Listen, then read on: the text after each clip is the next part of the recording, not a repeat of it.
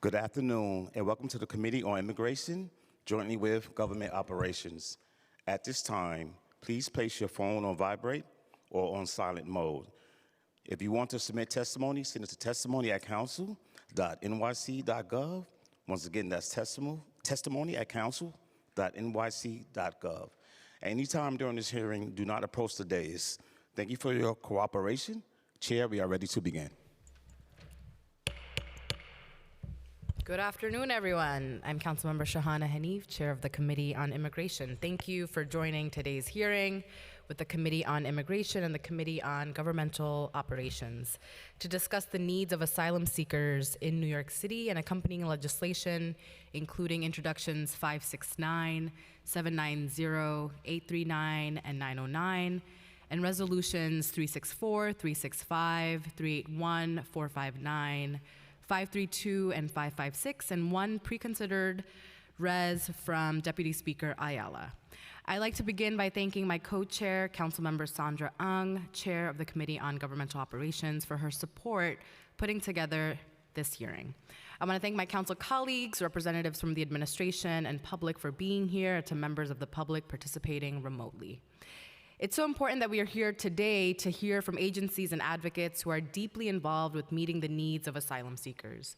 Since our last hearing on this topic in December 2022, the immigration population of New York City has grown significantly, with over 55,000 asylum seekers coming to New York and over 33,000 remaining in the city's care.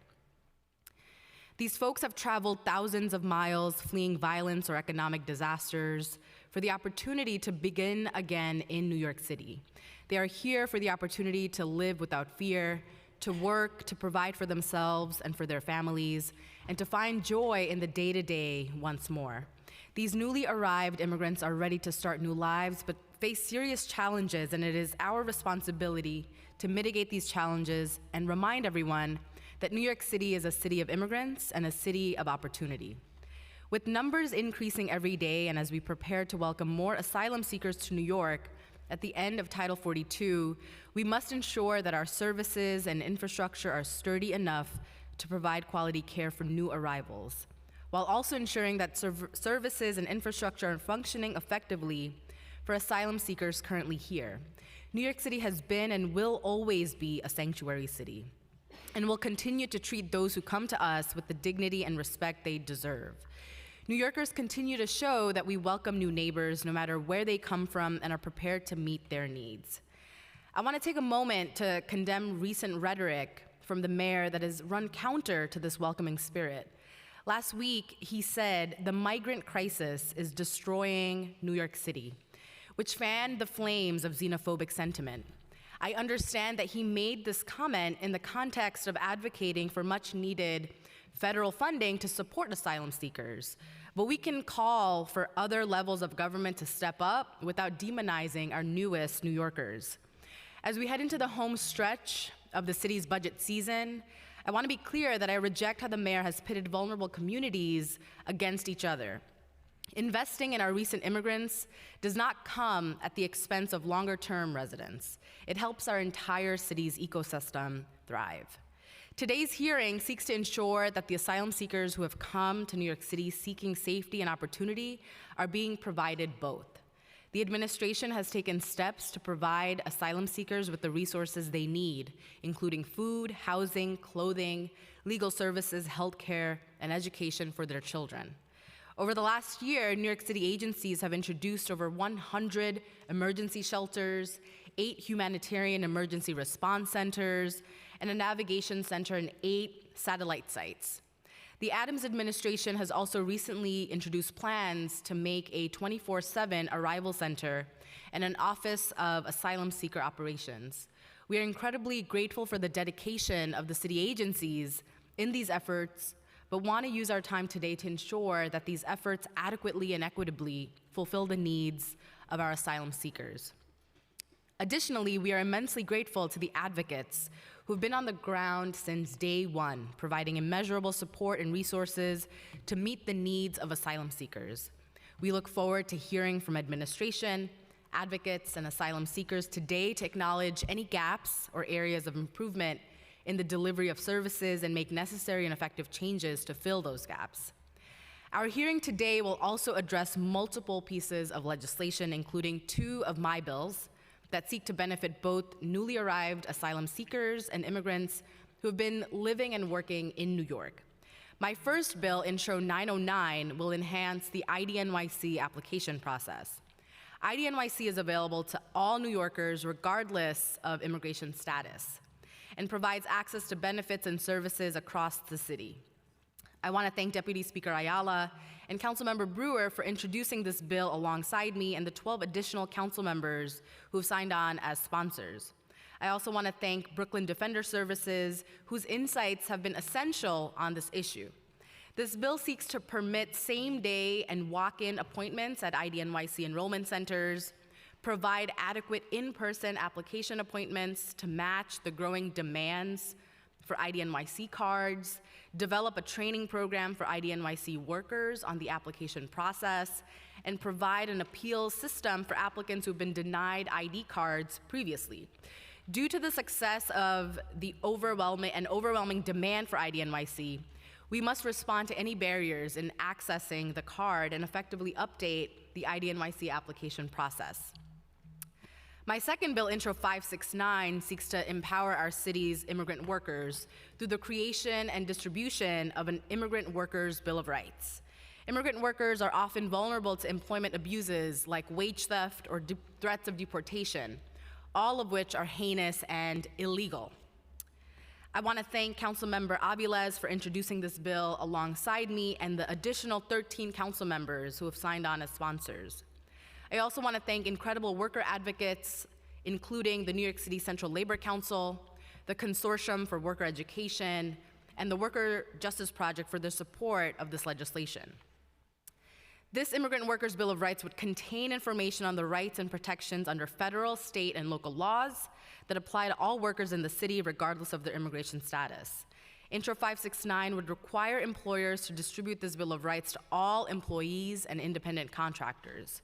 Employers would also be required to display the Bill of Rights conspicuously in the physical workplace or in the case of app-based workers, such as delivery workers, directly on the mobile app. As we determinedly push for and await changes to work authorization for asylum seekers at the federal level, New York City can prepare our workplaces to ensure immigrant workers are protected and made aware of their rights.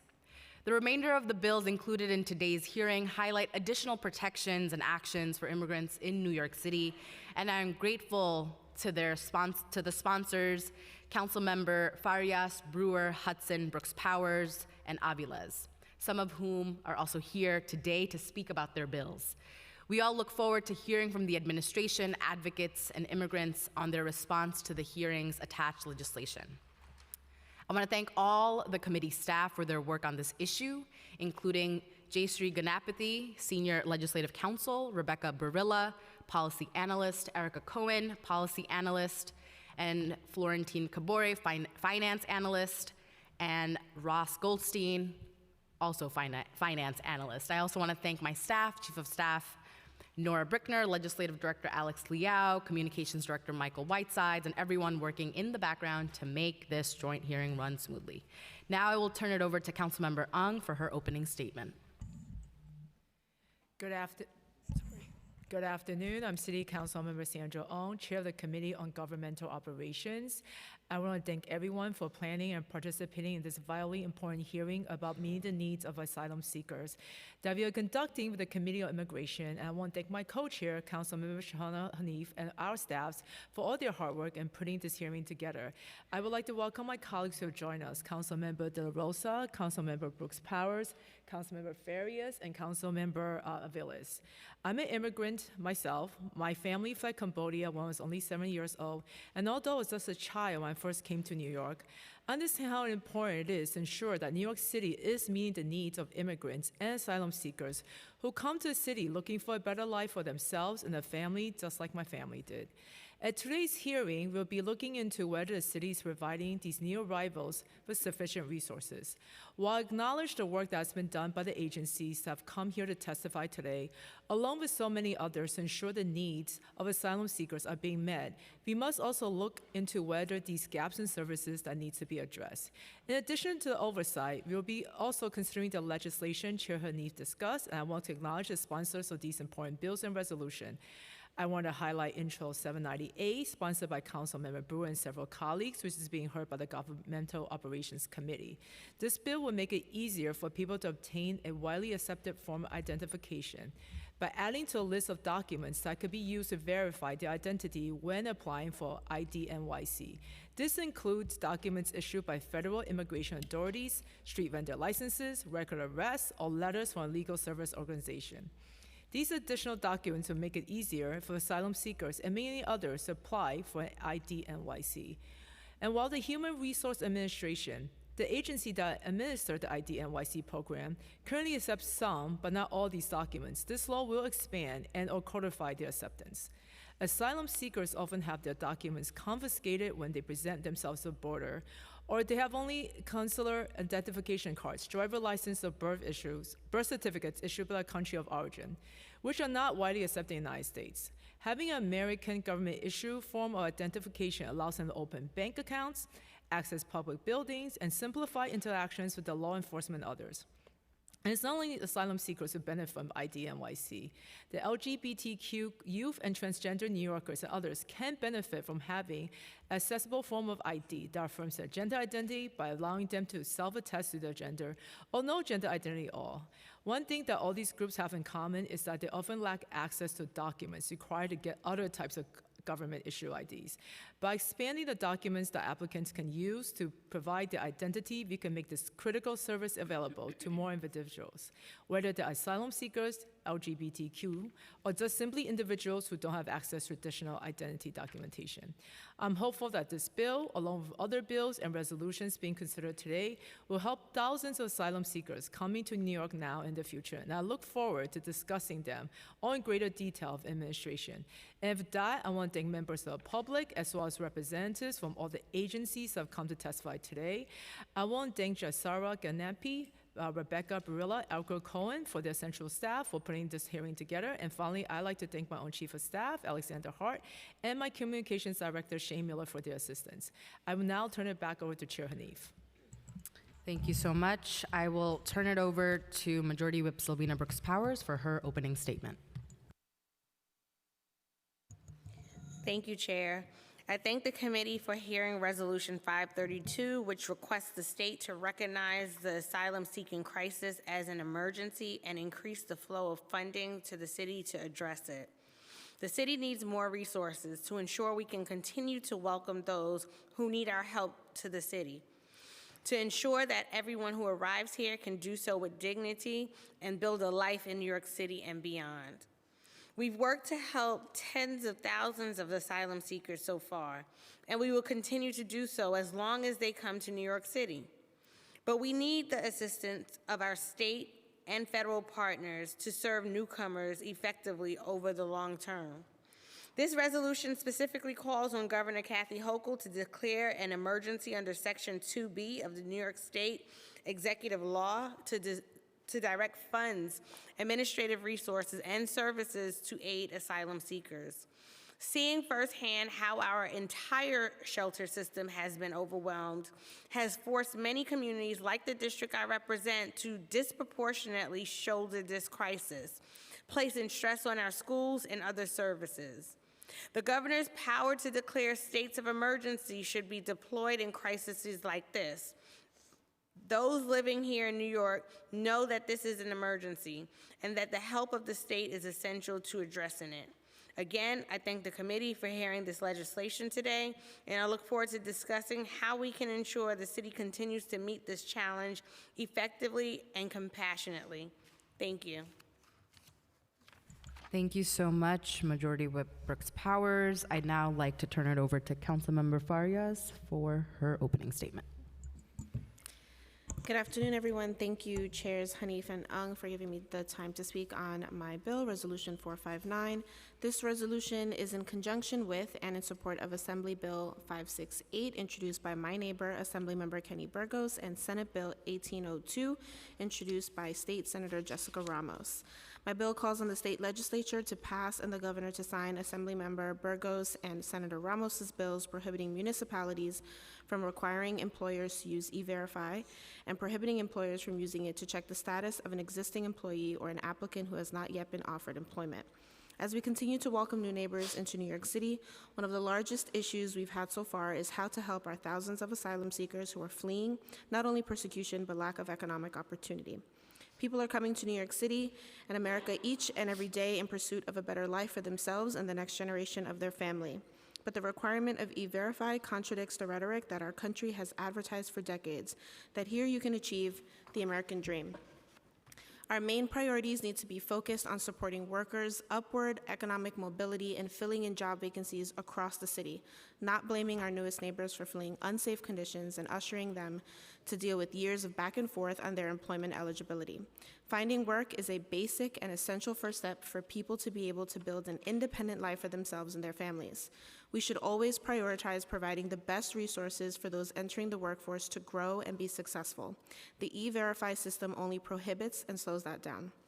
Without the ability to move forward with needed work authorizations, asylum seekers are forced to look for work in unregulated economies that leaves them vulnerable to abuse and wage theft.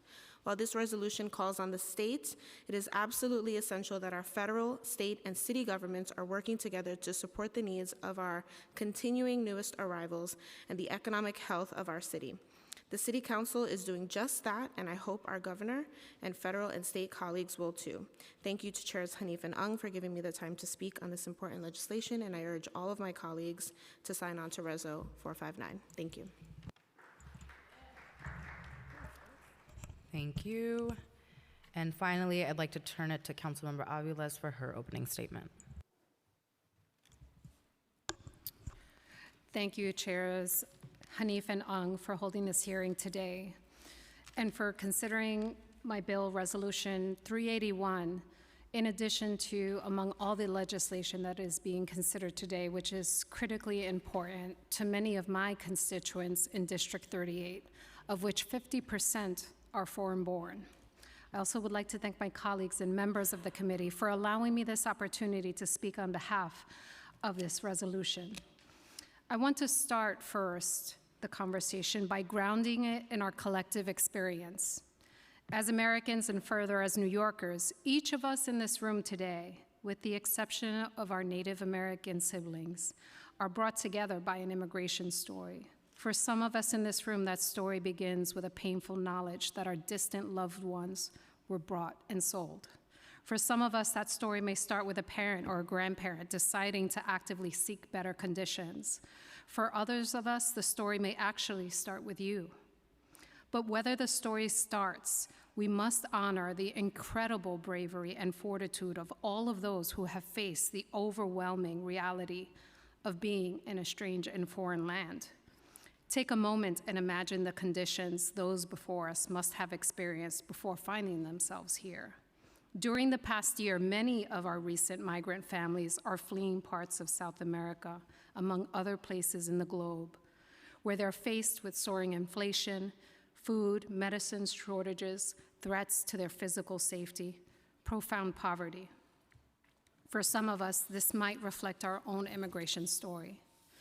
And while so much healing and work needs to be done in terms of reconciling the continued mistreatment of so many of our people with our shared view and understanding of American democracy, I nonetheless am proud to live in a city that continues to honor the tradition of being the first to offer an opportunity to Americans who may have been denied the value of their labor elsewhere or the first home for so many new Americans. What may be different about many of the 50,000 new Americans who have landed in our city in recent months is that for the first time in modern history, a large number of these asylum seekers may be here against their will. Many of our recent asylees report that when they first arrived in states like Texas and Florida, They were promised some combination of shelter, financial support, help obtaining work permits or English language lessons in exchange for jumping on a bus to an undisclosed location. For some, that location turned out to be New York City, and for others, maybe Martha's Vineyard, maybe Chicago. Make no mistake, border officials were given the directive to hoodwink asylum seekers to jump on a bus in an act of coercion and worse, exploitation. Republican governors who have no qualms about shuffling humans across borders without their consent for the sake of political gain, in fact, engaging in human trafficking. Reso 381, which we are considering today, condemns the actions of these states. Let's honor the unimaginable struggle that can often span generations to attain dignity in this country and acknowledge how much more complex that process is made when you are denied choice. In this city of immigrants, we need to set the standard that acknowledges our past, embraces our collective humanity, and denounces human trafficking in all its forms, even when it is carried out by the state. Thank you, chairs, for hearing this resolution today. Thank you, Chair Hanif, for your opening statement and your work to introduce the Immigrant Worker Bill of Rights, among all the other legislation put forward today. Thank you so much. Thank you. I'd like to acknowledge that we've been joined by my colleagues, Councilmember Shekhar Krishnan and Francisco Moya on Zoom. Thank you, Council Member, and good afternoon, everyone. My name is Jayshree Ganapathy. I am counsel to the Committee on Immigration. And before we begin testimony today, I'd like to remind everyone that is joining us via Zoom that you will be on mute until you are called upon to testify. I will be calling on public witnesses to testify after the conclusion of the administration's testimony and council member questions. So please listen carefully at that time for your name to be called. Council members, you will be called on for questions after the full panel has completed testimony, and we will be limiting council member questions to 2 minutes. I will now call on the members of the administration to testify. Today we have Jasnia Sanchez from the Mayor's Office of Immigrant Affairs, Deputy Chief of Staff. And for question and answers, we have Dr. Albert Gamarra, Assistant Deputy Commissioner for ID NYC from Human Resources Administration, and Carlos Ortiz, Assistant Commissioner from Department of Consumer and Worker Protection. If you can please raise your right hands. Do you affirm to tell the truth, the whole truth, and nothing but the truth before the committees, and respond honestly to council member questions? I do. Yes. Thank you. Ms. Sanchez, you can begin when you're ready. Thank you very much. Good afternoon, Chairs Hanif and Ang, and members of the Immigration and Governmental Operations Committee. Thank you for holding this hearing. My name is Jasnia Sanchez. I am the Deputy Chief of Staff at the Mayor's Office of Immigrant Affairs. And today I am joined by Dr. Albert Gamarra, Assistant Deputy Commissioner at ID NYC, and Carlos Ortiz, Assistant Commissioner at DCWP, who will be available for Q&A. New York City continues to lead the nation in its response to this unprecedented humanitarian emergency with a coordinated multi-agency effort that humanely meets the immediate, medium, and long-term needs of those who have arrived amidst this immigration crisis. Since last spring, the city has served over 57,000 asylum seekers. As of Wednesday evening, over 36,000 people were in the city's care at 110 emergency centers and 8 HERCs. The lead agencies on this have been the Department of Homeless Services, the Department of Social Services, Health and Hospitals, New York City Emergency Management, MOYA, and most recently, New York City Housing Preservation and Development as they operate the city's newest HERC, with the entire city pitching in resources and staff to support these new arrivals. As of March 31st, 2023, New York City alone has incurred more than $817 million in costs related to housing and caring for the asylum seeker population. Over fiscal year 2023, the city anticipates spending $1.4 billion and $2.9 billion in fiscal year 2024. This means an estimated total of $4.3 billion will be spent by June 30th, 2024. This administration's efforts to date to provide shelter and numerous other support services, as we have shared in previous hearings, to approximately over 57,000 asylum seekers who have arrived since last spring has been extraordinary. We continue to receive approximately 200 asylum seekers each day, becoming a humanitarian emergency that has put an enormous strain on the shelter system. Due to the urgent demand for beds for those arriving daily, the city has opened about 110 new emergency shelters. The city's first asylum seeker resource navigation center, operated by Catholic Charities of New York through a city contract, opened on September 15, 2022. It serves as a central place where newly arrived asylum seekers receive free and confidential help to access a variety of important services and resources, including healthcare, education, and immigration legal services that will help them integrate and thrive in New York City. These services are also available at shelters across our city. The center continues to support individuals and families who have arrived in New York City on or after January 1st, 2022. The opening of the Navigation Center was shortly followed by the opening of 12 satellite site locations across the city in late December. As of April 21st, 2023, the Navigation Center has served 14,462 individuals across 6,149 households. As of the latest figures from the satellite sites, 9,036 individuals have served, and in total across the system, 23,498 individuals have been served. New York City invests tens of millions of dollars annually into immigration legal services, recognizing that immigration legal services are a tool of empowerment for immigrant New Yorkers and their families. Legal services can help immigrant New Yorkers stabilize their immigration status and access jobs, health insurance, and education, ultimately benefiting the city as a whole. In response to the surge of recent arrivals so far, the city has provided more than 4,000 newly arrived asylum seekers with legal orientations and has piloted multiple screening and asylum application assistance events. The Adams administration has also allocated $5 million in new immigration legal funding for the Asylum Seeker Legal Assistance Network, also known as ASLAN, for fiscal year 23 and 24. This funding will expand access to immigration legal information, orientation, individual consultation, brief advice, and application assistance for asylum seekers. We're currently finalizing the program model for public release very soon. As this administration has said time and again, New York City cannot do this alone.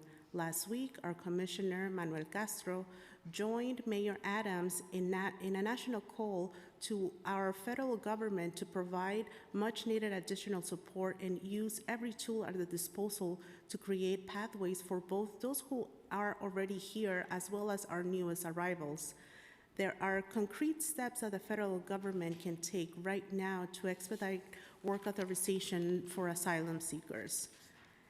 These include reauthorizing temporary protected status to a more recent date and extending the eligibility period, allowing a higher number of asylum seekers to access TPS protection and to receive work authorization for Venezuela, Honduras, El Salvador, Nicaragua, Guatemala, Sudan, South Sudan, and Cameroon.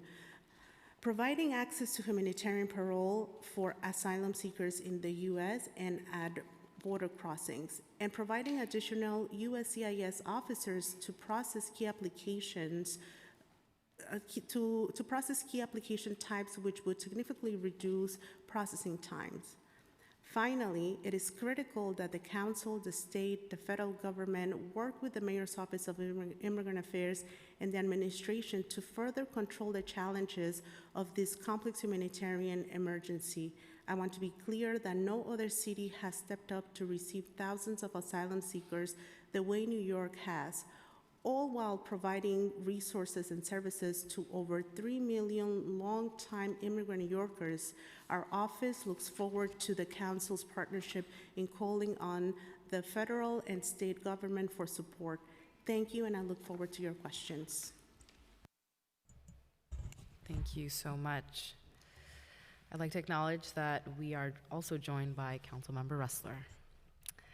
I'd like to begin with HRA on IDNYC. Thank you so much for being here, and want to just kick off with Intro 909. So we know that IDNYC is a vital piece of identification for New Yorkers, providing us with access to a wide range of benefits and services, and particularly a critical resource for immigrant New Yorkers and asylum seekers who may have difficulty obtaining alternative ID. When I was a council staffer, helping more constituents enroll in IDNYC was some of the work I was most proud of.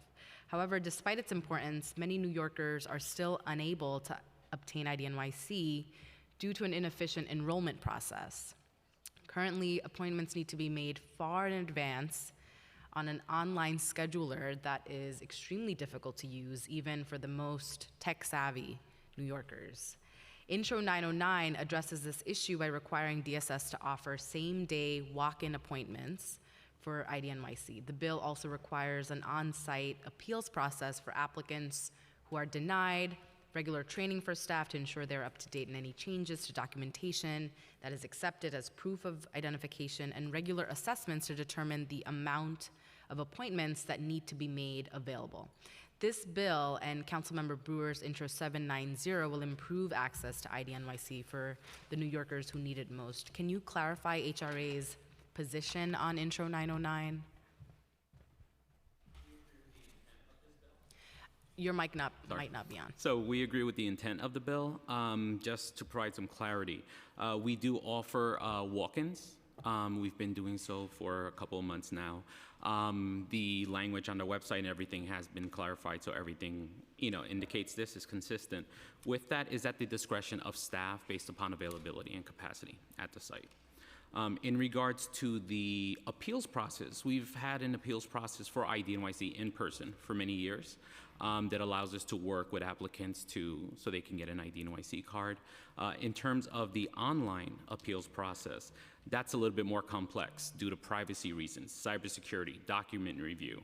And so that will take a little bit more discussion to get there. But we do have many of these items already in place to kind of work towards the solutions that you have identified in the bill. That's really great to know. Could you share how many walk-ins you've seen over the last several months that this option has been made available? I do not have that data in front of me, but I can get it for you. So. That would be really wonderful. And could you share why that change had been made? So a lot of the changes that we had came about as the pandemic ended. It was capacity based at our partner sites, and we wanted to be respectful to honor social distancing and these matters. So once a lot of those were removed, it allowed us to implement new measures to increase access and capacity for applicants. So if I now go online to schedule an IDNYC appointment, will I see a prompt that says I have the option of walking into a site? The language on the website has been updated, so you should see information regarding the capacity and availability of walk-ins at sites. So then just to clarify, at this moment in time in our city, every New Yorker who wants to apply for IDNYC can walk in to a site and begin the application process. The capacity, based on capacity of the site. And so that's for the site supervisors to determine capacity. And what we try to do is if we cannot meet the need on the same day, we work with them to provide a convenient appointment at that site or the site that they choose. Understood. So could you talk to me a little bit more about the sites? How many sites are there? And then what is the IDNYC team's capacity? We currently have 16 sites, and we are budgeted for 175 staff members. And 16 sites across the 5 boroughs? Yes. Great. So just coming back to the bit about how to apply, it no longer says that it's by appointment only. Okay, that language has been clarified because we had taken a look at that. So that's good. That's really good news. I think that really ensures accessibility and creates some ease on folks that I know our colleagues have been encouraging asylum seekers and our constituents to get an IDNYC card. How many IDNYC applications were filed in the last year?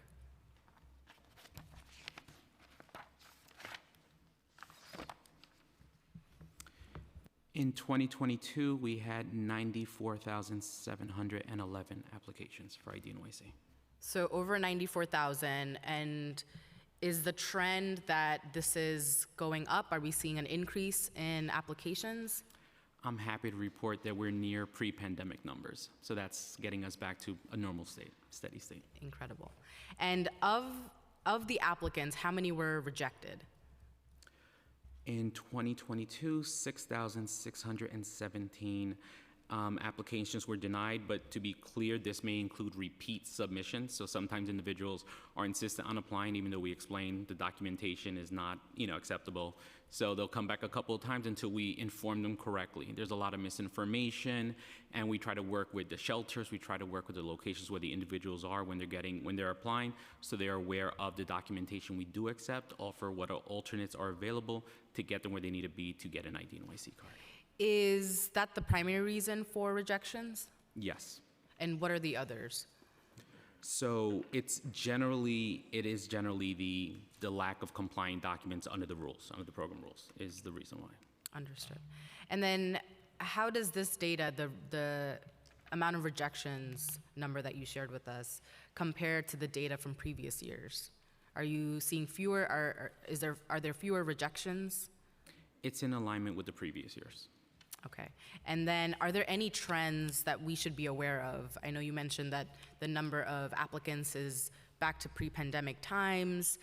What are you all working on to make sure that we have more New Yorkers apply for the IDNYC card? I think it's about raising awareness, meeting the community where they are, to be aware of what IDNYC is, the benefits attached with it, how it can serve all vulnerable populations and all New York City residents. And I just think it's a matter of that and finding ways to increase efficiency as we come out of the pandemic restrictions that were in place. And what are some of the initiatives or outreach campaigns that you all are implementing in order to do so? So we're reviewing how we broadcast information on IDNYC across our social media. We always work with our partner agencies and community organizations about information on IDNYC. We work with our partners within DSS to make sure that where folks are staying, the vulnerable communities, the unhoused, our social services clients, that we provide information and accessibility for IDNYC. Great. And I know you mentioned or highlighted the 175 staff members who? Yes. 175 staff members. Is that an adequate number of staffing for the increase of applicants? If we're getting back to the pre-pandemic numbers, so I feel pretty comfortable that. So you're good with the 175 number? It's meeting the need that we have as a program. And then would like to know if you have any specific recommended amendments to Intro 909. I guess in terms of that, we would just like to work with better understanding of some of, like, for instance, the training, just to go hand in hand. And we can have those discussions offline in terms of as we work towards these being in place, just better understanding and how they would be implemented, timelines, these type of things. But we can have those discussions at a later point. Great, thank you. Now I'll move to DCWP on Intro 569, which would create an Immigrant Workers Bill of Rights. And while many federal, state, and local labor protections apply to workers of all immigrant statuses, most immigrants are not aware of this fact, which leaves them vulnerable to various forms of exploitation. This Bill of Rights would compile all of these protections into a succinct document that employers would be required to distribute to all of their workers annually. The Bill of Rights would also be required to be conspicuously displayed in physical workplaces and also included in digital workplaces, such as the worker-facing side of apps. Equipping immigrant workers with knowledge of their rights will allow them to exercise them when violations occur. Additionally, we hope that this will dissuade employers from committing the violations in the first place. Can you clarify DCWP's position on Intro 909? Yes, thank you, Council Member. I think to reiterate a point that you made in your statement, I would say that for DCWP, all of our protections, all of our services, they're available to New Yorkers regardless of their immigration status. And certainly we support the intent of the legislation in terms of getting this valuable information on workers' rights to all New Yorkers, especially our newest New Yorkers. I would say we do have certain concerns with the legislation, particularly around the posting and signage requirements. But I think, again, the intent is very much something we're aligned with and want to work with the council on. And I'm happy to walk through some of those concerns if it's helpful too. That would be great. I'd love to learn a little bit more about what those concerns are. Yeah, I think, so one, I think something that we definitely want to make sure we're not creating the perception of any separate tiers of protection. I mean, it's very important for us that New Yorkers know that these rights are our rights that we enforce are available to you regardless of status. I do think that there are difficulties with creating legal signage requirements around other levels of jurisdiction, for example, the state or the federal government. In particular, if those other levels of jurisdiction have duplicative signage requirements, for example, like a minimum wage situation. I would also note, I think, from an RDC's perspective in terms of providing legal advice around immigration issues or immigration services, I think that's also something that we're not necessarily the experts in, and we would work more closely with our sister agencies on that.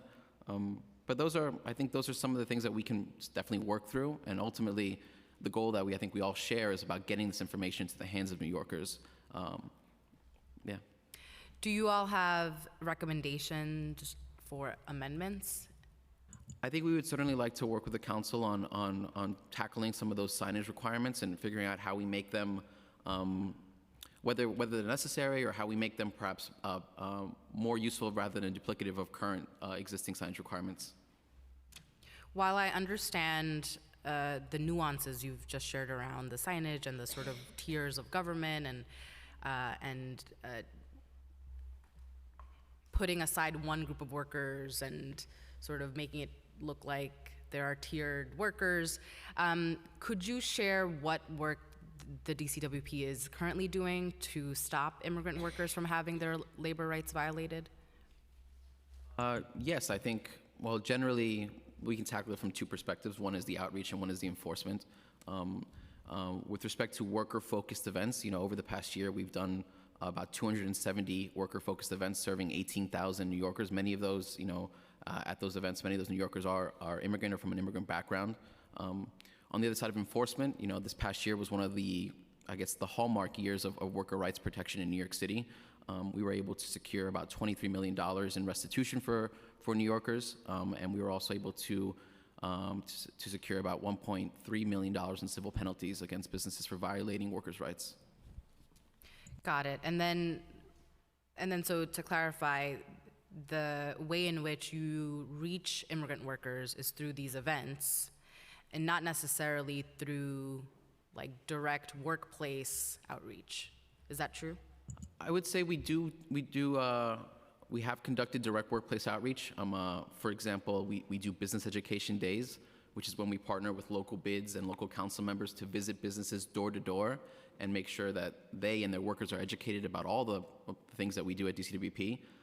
Certainly would love to conduct more of those BEDs, as we call them, with your team and other folks on the dais as well. What does that stand for?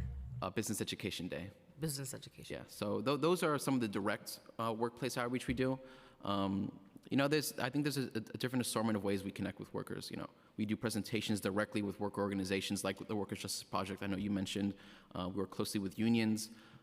We have paid media campaigns every year as well. You might see them on like high visibility street furniture, encouraging folks to come to us. Ultimately, we want people to know that DCWP is a resource that is here for all New Yorkers. Understood. So right now, your materials are sort of branded in an all workers model, that every worker is granted the same rights, That's irrespective correct. of immigration. I mean, I think I'm sorry to interrupt. No, go for it. That's correct, and I think we're also very cognizant as well of including the language regarding immigration status, and communicating that for sure as well. Our Worker Bill of Rights, which is an existing document that we have, we've translated that into 15 different languages. We've also had it spoken into 5 different audio tapes as well for particular languages that don't have a written component. I think that speaks to how important for us as an agency that language access is. It's meeting people where they are and in ways that they're able to communicate with you.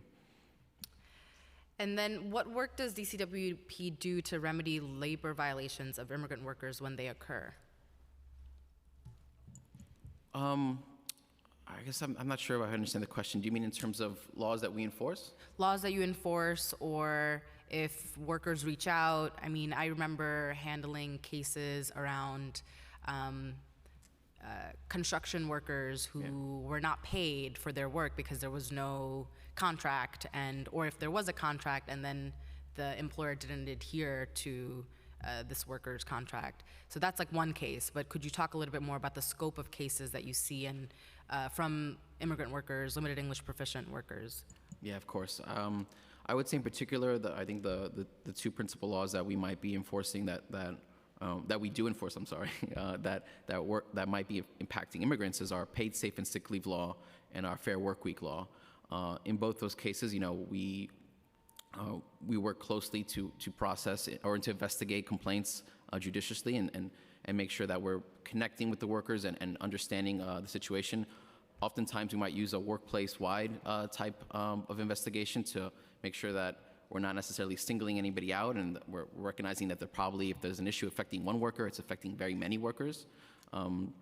It's very important to us also to make sure that retaliation is prevented, or that if it does happen, that we enforce against it as well. When it's other things that are outside of our scope, like a minimum wage situation, for example, we will work with the worker to refer them to like DOL, for example, and make sure that those cases get to the right authority. Got it. And since asylum seekers began arriving in large numbers last year, has the department been working with asylum seekers? I know you're working with Workers' Justice Project and other such organizations directly. Have you seen an increase in violations or cases coming to the department? I would say I wouldn't say we've seen an increase based on that. But to answer the first part of your question, we have, since the beginning of the asylum seekers coming to the city, we worked very closely with our partners at Moya to educate on all levels of our protections and services. So there are, of course, the worker protections, but there are the consumer protections and the financial services we provide, such as free financial counseling, free tax prep. These are components that I think would help build household budgets over the course of many years and create more healthy financial situations. I think perhaps what's happening right now is a lot of these folks have come in and they're in very difficult moments that probably have more immediate needs, such as shelter or such as income, and that's probably what they're addressing first, and through my colleagues' work as well. But I think we stand ready, of course, to work with our city agencies to assist asylees and to make sure that the city's response is holistic to any concerns that come up. Thank you. I'd like to push for urgency on an immigrant-specific Workers' Bill of Rights, and while I understand the intent of ensuring that all workers know that they have the same rights, we have seen over and over from all of the various working class work sectors, particularly the delivery worker work sector, those who are working in our groceries, local restaurants, that immigrant workers are facing a different kind of harassment and exploitation. And our office now very frequently is hearing from our Bangladeshi immigrant constituents around harassment taking place in the businesses that we love, and we want to ensure that we're not creating an atmosphere that is pitting workers against one another, employer and employee against one another, but that everyone knows that they're all safe under protected laws in New York City. And so I'm looking forward to a conversation following today's hearing to make a push for an immigrant-specific Workers' Bill of Rights that would be visible to all workers, and of course, really admire that the agency has prioritized language access and ensuring that the diversity of workers understand and know that the agency has their back. I will now pass it over to Councilmember Ung. Oh, yeah, go If I could just respond, I think I want to just echo your statement as well of making sure that immigrant workers understand that there are no barriers, that there are no separate tiers, and I think that's fundamental for us. I would love to work with your office as well and figure out other ways that we could reach these immigrant workers too.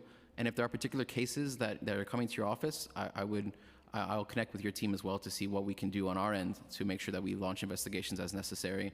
And with respect to harassment or discrimination, we can certainly connect with CCHR as well. Thank you. Thank you. Councilmember Ung. Thank you. We've been joined by Councilmember Brewer. I'm going to go back to ID NYC for a bit. So ID NYC vans. I think they're great because I think they meet the community where they're at to get these cards. However, and my office has been trying to do this, it's been a backlog for a very long time. So in fact, since I took office, I've been trying to get this van. It has not worked out. What is going on with that van, and is there any way we can work together to make sure the process just goes a little bit quicker? So there's not vans. It's one mobile command vehicle. It's about the size of a city bus. And there is a large backlog. We had requests going back a number of years that individuals are pending, and we are working to expedite every request in regards to that. We understand that there is a backlog, and we know the need to kind of work with, to meet the community where they are at. And it's something that, we continue to figure out ways to get the mobile command vehicle out as much as possible. But we can always discuss other methods of trying to work with the community to get them access to ID NYC. So how often are these command vehicles out every week? The mobile command vehicle. Yes. Okay, the mobile command vehicle, it depends on the week, but I can get exact numbers offline and provide it to your office. Right. So I think the bottom line of my questioning is it because the command vehicle is just in service every day? Is there enough staff for it to be in service every day, or is there some other issues? I think that's really what I'm really getting at. Well, it does require a specific type of servicing, the MCC. It cannot be out every day. But once again, I can get you some more information in terms of the schedule and how much we've been out offline. Great. And to the second part of what you just said about the command vehicle, if there are other ways to work through this. So I have always approached that. My office is happy to be a place where people can sign up. However, I've been told that there's an issue with the pictures because there's only, I don't know how many cameras out there are to take these pictures. And I think that's where I'm getting a little stuck at. So while I believe Moya can be there to do the renewals online, but for any applicant who needs the first time cards, I've been told that because there's only, I think, one a machine that takes these photographs, that's hard to have them around, mobily. So I'm just want to try to get to the bottom of these issues. So your question in terms of there's not just one camera, that's why I'm a little confused with the response that we can't be there because of a camera. I don't believe there's any issues in terms of technology, but what we can do is discuss further, because I think what you're requesting is a pop-up site at your office. Yes. And so what happens at times is trying to create accessibility. If there are locations for ID NYC in the vicinity of your office, it's about trying to meet the community where they are at and trying to create access where the need is. And so that may have been a part of the decision, but I wasn't involved in those discussions. But I can circle back with your office and try to figure out exactly what has caused the delay, and then we can discuss the possibility of a pop-up. No, that'd be great, because it's something I've been offering for a very long time. I think my office is actually very centrally located, as I'm sure other city council members, elected officials, where I think the community feel that's a place they could trust to go to get this done. So I think there should be ways where we could collaborate on this. Agreed. And I do have a second round of questions, but I also want to give other council members opportunity to ask questions right now. Councilmember Brewer? Thank you very much. I have Same kind of questions. 790A, which is saying that we need to include other kinds of ID so that people can get the ID NYC. Is that something that you support? We agree with the intent of the bill, and we are always looking for ways to make ID NYC more accessible for all New Yorkers. However, at the same time, we must work to examine and ensure the documents that we rely on to underpin ID NYC can be verified with the issuing institution, and that we have confidence in the issuing institution's ability and capacity to verify the identity of the individual. We are a government-issued ID, and so this has been the foundation of success for ID NYC. We're 1.5 million cardholders in, and it's about making sure that whatever, we're in alignment with that process, and that foundation remains there, because that increases accessibility. That's how financial institutions So want to one is the accept it, and so feds, on. that hopefully we could get. Street vendor is City of New York. Arrest and prosecution is city and state, maybe fed. Same thing with jail, prison, or detention. And then someone from a legal service or social service, I think you could say in New York City, which would probably be contracted by the City of New York. So with the exception of the feds, it's 100% New York City issued. We examine each document or any request for a document. Through that process, have a discussion with the issuing agency. We can circle back and have discussions on how we could work together to increase the number of documents accepted for ID NYC. I hear the answer. It makes me nuts, but I'll listen to it. It's not my style. The other thing is 175 people is what you said. So I think you have 200, I don't know if this is true. Last year, 239 budgeted positions. This year, 210. But as of October of last year, it may be different. 150 only are filled. And of course, you got a cut from 19 to 16 million. So when you say 175 is enough, not possibly enough. So when you're asking in terms of how many in people? How many people? So I'm explaining that before the pandemic, we are reaching those numbers again. You're going to have more. Our capacity. You're going to have more. So you need more. But how come when you have 239 budgeted that you only have 175? How many are actually filled of the 175? Are they all filled, 175? I will circle back with the exact number. Okay, because I don't understand if you have 239 budgeted, why you only have 175 people. I don't care whether it's before or after the pandemic, you need more people, because none of us can get an ID. I mean, I just went with, I have all the hotels, none of them can get IDs. I know that's what, 400 or 500 people just right now in my district, 1,700 actually. And then met yesterday with a whole bunch of immigrant advocates, Haitian, Muslim, I don't know, a whole bunch. None of them get an ID, none, zip. And the school bus, we want the bus to come, and I got 500 kids in the schools, at least, maybe more, because we have all the hotels. And they come up from Midtown, and we love every one of them. Zero ID. So I'm missing something. If I have a family today and I want to get an ID, how long does it take? Maybe you answered this earlier. I was trying to listen. Yeah, depending on we do offer on a limited capacity walk-ins across all our sites. In terms of nobody can get the ID, last year we processed. I know, but I'm talking about right now, today. I understand. I'm saying in 2022, we processed nearly 95,000 applicants. We provided almost 90,000 ID cards. I have 97. I know you said 94. It was 94. Okay. DSS said something different. I know. They're wrong and you're right. No, I'm telling you the number is 94,000. Okay. So why is it so hard to get one now? Is it the backlog? What is the challenge? Is it staffing? I think it's demand. I think that I know, but you have enough staff, then you can meet the demand. Is that a correct statement? I know OMB says no more people can be hired in the City of New York. I totally disagree with that when services are needed.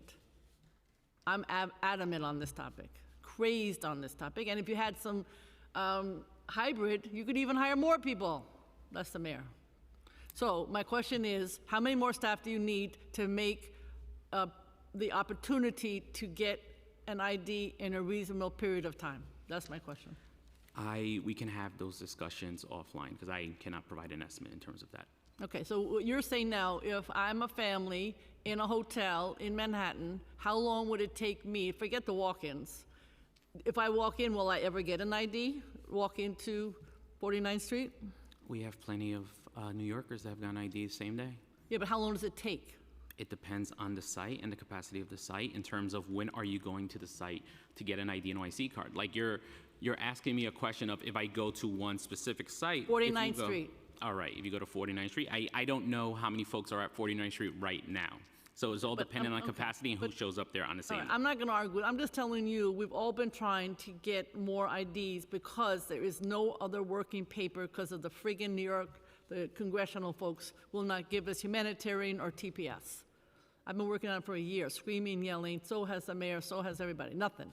So the only thing we have is this ID. That's it. I understand. Okay, so we need it. So if you need more staff, somebody should say we need more staff, if that's what it is. But you can't wait 6 months to get an ID. That doesn't work. All right, so this is something that should be so basic. There's so many other issues that these amazing families have. The least that New York City can do is offer an ID. Thank you. Thank you. Councilmember Aviles. Thank you, Chair. I was curious about following along the lines of Councilmember Brewer's questions. What is the metric of success in terms of the turnaround for the ID? Generally, when someone is processed, they get the card within 10 to 14 business days, if the card is approved. From the moment of processing or the Yes. moment of application? Yeah, from the moment of applying for an ID NYC card, roughly 10 to 14 And what is it right now on average? How long is it taking from the time of application? When they enroll is 10 to 14 business days. Okay, so it's just getting the appointment that we seem to have big problems with. At times, yes. Yeah, I come from a district that we can't get appointments either. They're like months and months away. People just give up. Yeah. In terms of, can you provide the council with a breakdown of the number of applications you get from the various sites and that particular flow? Because I hear you in responding to Councilmember Brewer that you don't know what it is depending on the location. So I know for a community like ours, it seems very stuck, or perhaps rather, our demand is not being met. Our needs are not being met because of insufficient capacity to be able to set up appointments and get them done in a timely fashion for the demand in our community. So it would be great to have that information broken down. So the specific information you want is how many? I'd like to know, you responded to Councilmember Brewer that, each site is different and you couldn't quite tell her how things were materializing depending on the specific site. So I'd like you to provide to the council a breakdown of all those sites and the activity and their performance and whether they're meeting the metrics. Okay. Chair, I'm sorry. Continue. Can I ask, does Moya staff provide training to DHS staff and/or providers at shelters housing migrants? Thank you for the question. We don't actually provide training, but we do work very closely with our sister agencies to identify need and also resources. Of what we have done. I can speak about the Navigation Center particularly. We have been able to work very closely with DOHMH to provide specific training to staff there. And we have invited other staff from other agencies as well that are currently at the Navigation Center and not physically at the Navigation Center to join these trainings in terms of like understanding trauma and how to service folks on that. And we have, I'm sorry to interrupt you. Just, I'm asking specifically about the shelter sites that are run either by DHS or because they don't have a provider or a nonprofit provider. Does Moya provide any sort of guidance or training to those sites?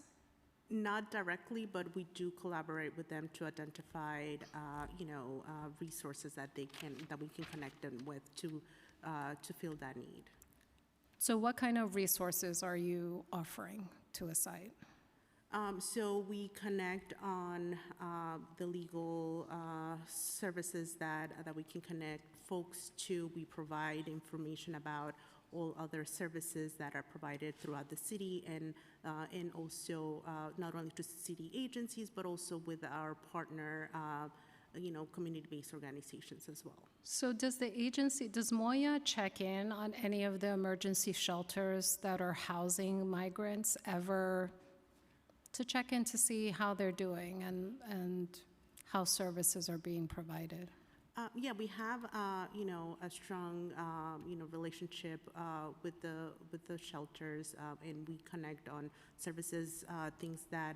Do you talk to the migrants in the facilities, actually?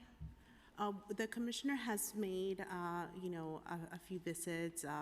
We have done that. Also, a lot of the migrants we see at the navigation center as well as the satellite site. So we do have many different touch points throughout the city where, we come across them. And also our outreach team is constantly out and about in the city, whether it be at CBOs, events, and they do come across folks, throughout these events.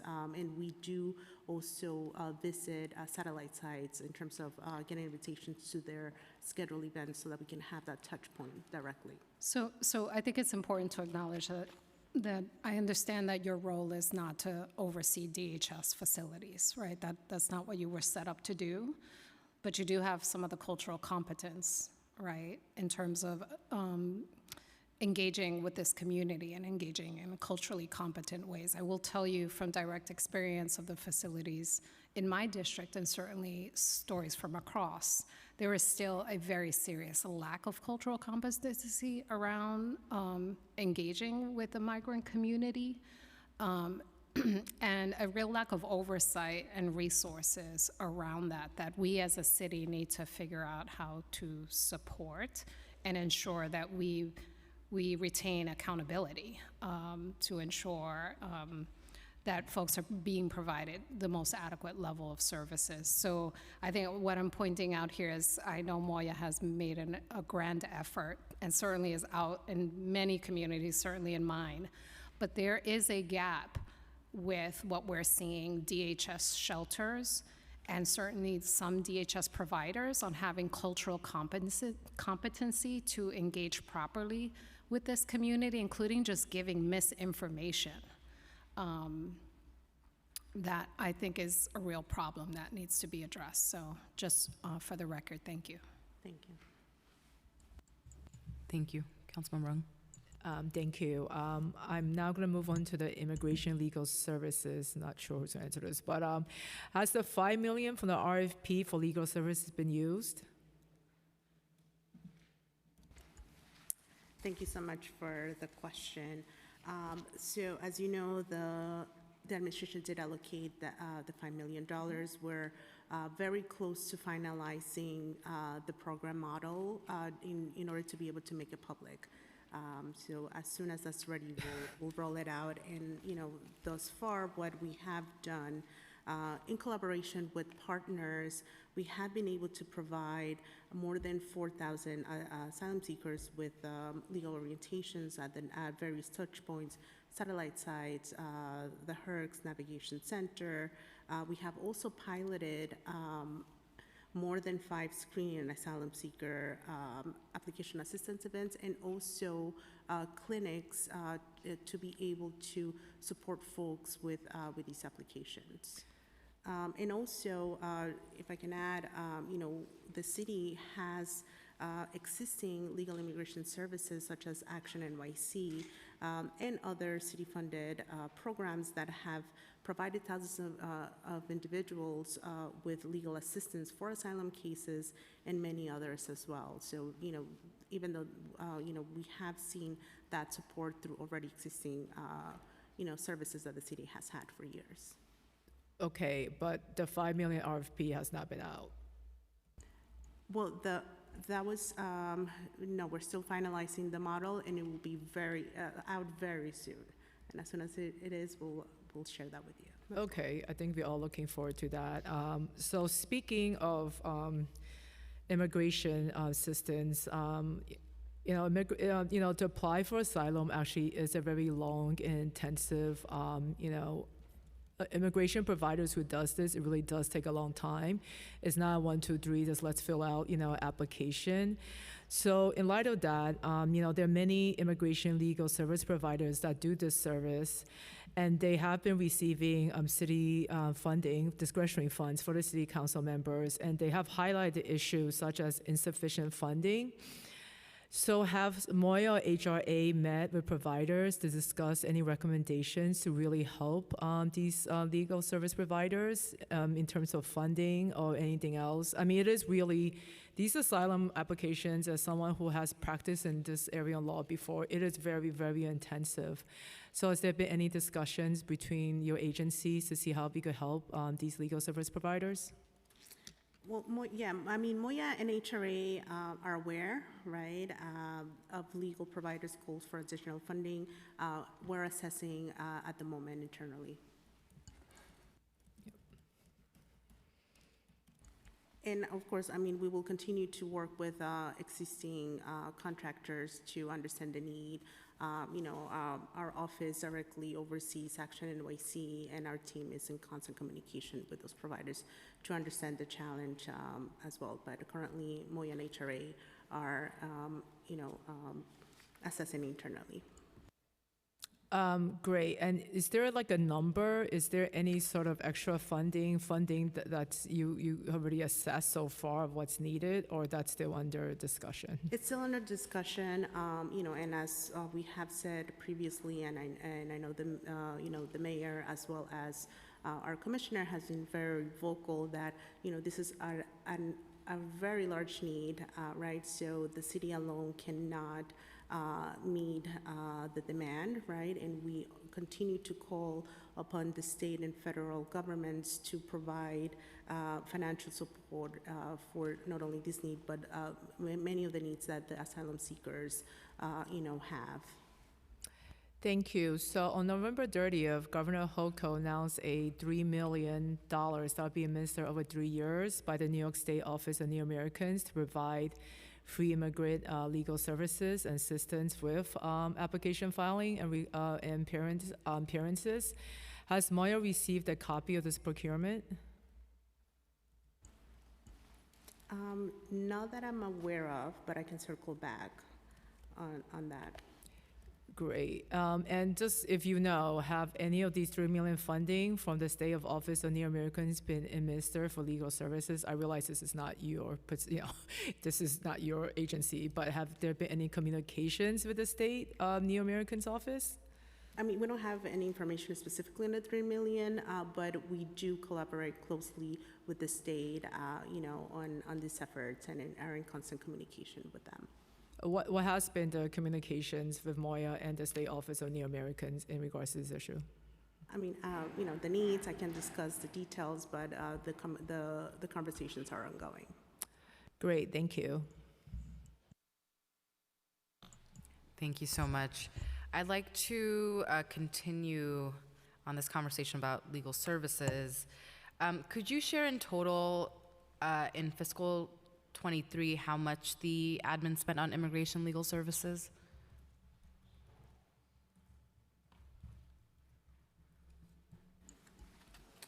Thus far, we'll be happy to discuss in detail at a later point, especially in our upcoming budget hearing. I don't have those numbers in front of me. Okay, no worries. No worries. I appreciate the honesty. And what about the amount for spending on immigration legal services for asylum seekers? Because I know we've been talking about the $5 million for some time now, so I am excited that there's going to be a rollout. Yeah. Exciting that it has a nice acronym. Are you able to share how much was spent outside of the $5 million? Not yet. Okay. And is Moya or DSS, HRA, OCJ tracking the number of asylum seekers who've received legal aid? It's folks, there's many different touch points. I know I can speak directly to the Navigation Center. We do have legal immigration space there that folks can get information and orientation, and we do tally the folks that do get the service there. I don't have the specific number with me today, but happy to follow up on that. And I know, like, folks, have we have also provided, pilot clinics as well as events that we can get you more information on that. Understood. So right now, it's safe to say that you all are collecting that data of how many asylum seekers are receiving legal aid, whether that's through the navigation center, the satellite sites, and I know some of the HERCs also have those services, or shelters have. Are you all making sure that there's a unified, sort of streamlined way of collecting this information? I mean, we continue to work closely on, with regards to tracking all of these services. Some of this data is also collected by our providers, so we are making sure that we are a united front and make sure that we have all of that information. I'll definitely be revisiting some of these questions for the executive budget hearing, so I look forward to more concrete details. Moya representatives in the past have said that the city is interested in using a pro se model, which you were hinting at, to help asylum seekers complete their applications. Has the city created an RFP or contracted with any legal aid providers to conduct pro se clinics for asylum seekers? I can't speak to that at the moment, but once we have more information on that, we'll do that. But that's an interest of us to have that, be able to set up that. Got it. Great. We are looking forward to understanding more about the pro se clinics, and I'm sure we will be hearing some testimony around it as well. What existing city contracts with legal aid providers are there that provide legal immigration services to asylum seekers? I mean, currently, the city has Action NYC. There's also the various immigration legal services that are housed under HRA that are available for all New Yorkers, including our newest arrivals. We have the Moya Hotline as well. There's also, we also provide information about state-funded immigration legal services through ONA as well. So those are also ongoing services that folks can and have been reaching out to. And then how long does it take to get an appointment? If right now an asylum seeker is at the navigation center, are they given an appointment 2 weeks out, or is the appointment they have at the navigation center their appointment for the legal services opportunities? So for the navigation center, we have now, at the very beginning of the navigation center, we were appointment-based, but very quickly we were able to ramp up, and we have been a walk-in center. One of the services that is available at the navigation center is our legal orientation services there.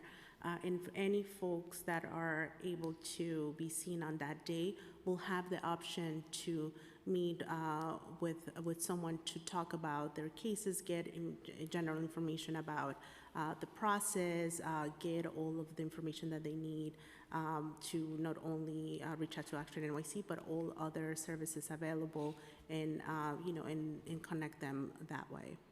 So what's the timeline?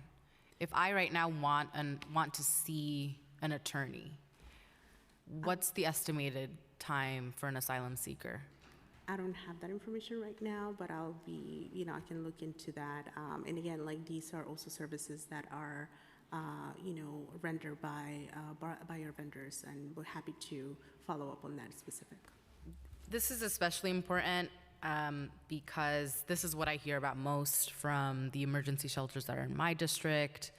And of course, we get calls and emails from providers as well, just that the capacity issues, but also that the referral model isn't working because there aren't appointments.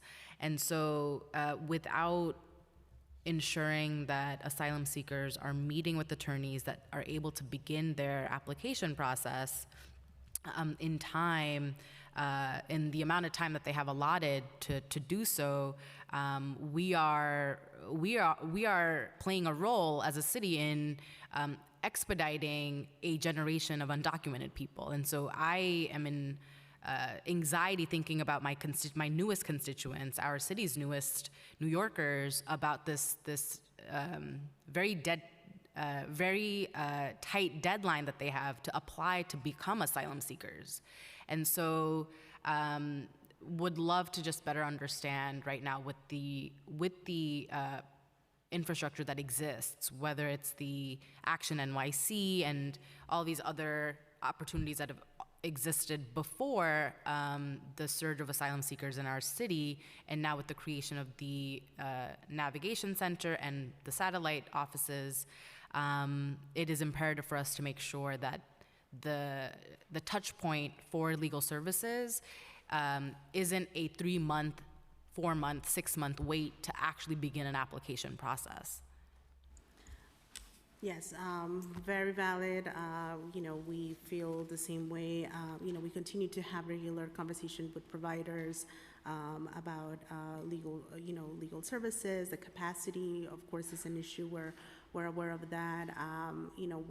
We're also, as you mentioned earlier, right? The pro se clinics would be definitely a model that will help us, get this information out to folks accordingly, in a timely manner as well, and make these services accessible.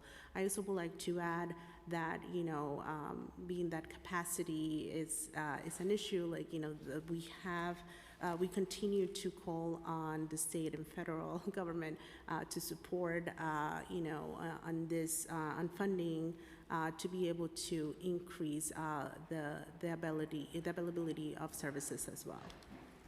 Understood. And then for the providers, for the organizations that are at the Navigation Center or the ones right now overseeing the satellite sites, could you describe Moya's role in collecting the data of how many asylum seekers have shown up for services and what kind of services? How are you all keeping that data, and how is that helping Moya sort of understand the scale of how to increase specific services and the call for more funding?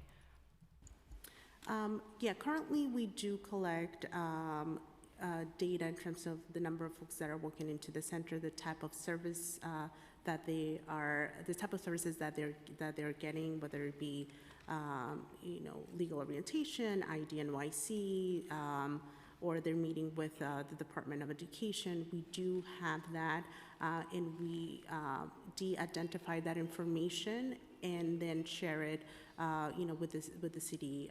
We de-aggregate it, aggregate it, and share it with the city. I see. Okay, I'm gonna raise this again during the exec too, for a better breakdown of the way in which Moya is really spearheading this infrastructure, which will need to grow as we see more asylum seekers and welcome them. And I'm really curious, and I was getting to this, but didn't ask more explicitly. Is the city tracking asylum seekers' dates of arrival? I don't have that information right now. And that's why I was getting at this, because there's that 1-year deadline to apply. And I think that's getting really left out of the conversation here. There isn't an indefinite, unlimited amount of time that someone seeking asylum has to apply for asylum. And so that is really critical, and we must be prioritizing that there is a finite amount of time that one has to apply, and if they miss that timeline, they have no pathway. They have no pathway in our country. And that's why recognizing that we must refuse that what will happen is that this community will become a generation of undocumented New Yorkers. And then want to know, and I think we'll get more into this are there any of none of my colleagues are here, but I know the legal services bit is really what's top of mind for all of us. And again, to know that there'll be a rollout soon about how the $5 million is being allocated on legal services. Will the city be tracking the way in which this program will reach asylum seekers in ensuring they have adequate, equitable legal services? I can't really speak much about it because we're still in conversations, but as soon as it's rolled out, we'll be able to share more info. And is this being rolled out as a MOYA initiative or MOYA program? It is going to be overseen by our office. Okay, great. That's good to know. And I'd like to know what the MOYA's position is on Intro 839, the Office of Refugee and Migrant Settlement. Because I know that the mayor shared that there will be an Office of Asylum Seeker. Office of Asylum Seekers? Office of Asylum Seeker Operations. Operations, that's the word. Well, given that announcement, right, we will continue to work with City Council and others as the development of the office continues. Wait, could you repeat that one more time? So, given the mayor's announcement on the Office of Asylum Seeker Operations, we'll continue to work with City Council as the development of this office continues. Are you able to provide any information at this time about the office? I don't have much details just yet. We're still, the administration is working to still figure out the way that it's going to be operationalized, but the office will serve as a centralized point of coordination for the city's existing asylum seeker welcome and support operations, including existing and new work streams across agency partners, and ensure that agencies have the resources they need to continue to do this work. It will also manage the city's continued advocacy with state and federal governments. Understood. And I know we are waiting for this rollout of Aslan. Could you share the timeline with us? Very soon.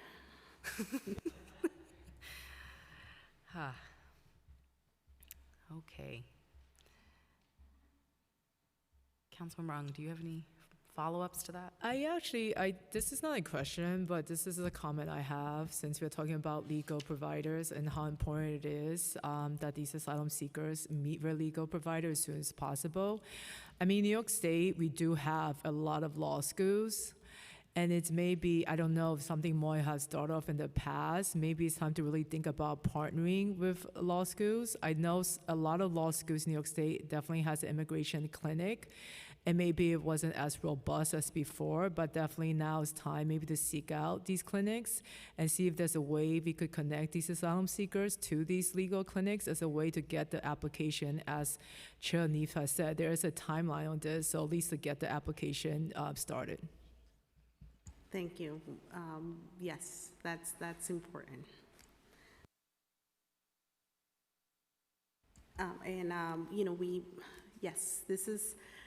We have thought about that. We are in conversation with multiple schools, to be able to, to get them involved in this as well. But more information to come very soon.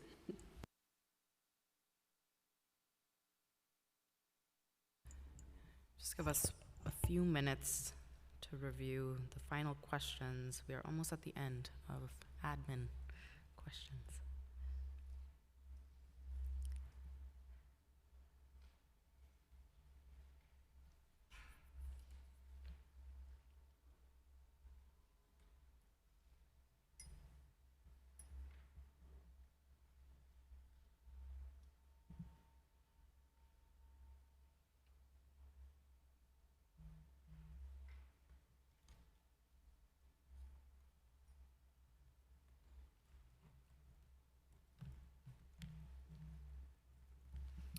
Okay. Of questions for the admin. Thank you so much. Thank you very much. Thank you. Thank you. Take care. So we will now be moving to public testimony. If you can give us a few minutes for the administration to wrap up, and we will begin calling witnesses for the public testimony.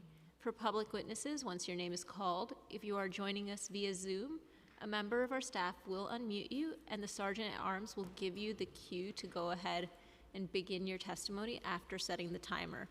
So please listen out for that. For fairness of everyone testifying today, all public testimony will be limited to 2 minutes per person. When the sergeant announces that your 2 minutes is up, we ask that you please wrap up your comments and we can move on to the next person. Please note, we do have a pretty long list of public witnesses today, so we do ask that you try to limit your comments to the 2 minutes. And please note, you can submit any written testimony up to 72 hours after the hearing at testimony@council.nyc.gov. And if you wish to testify and you have not yet filled out a slip and you are in council chambers, please speak to one of the sergeants at arms so you can take care of that. I will now call the first panel of witnesses. First we have Assembly Member Kenny Burgos, followed by Darlie Corniel, Funmi Kintawomi, Shayna Kessler, and Sierra Kraft. And I apologize if I killed anyone's name.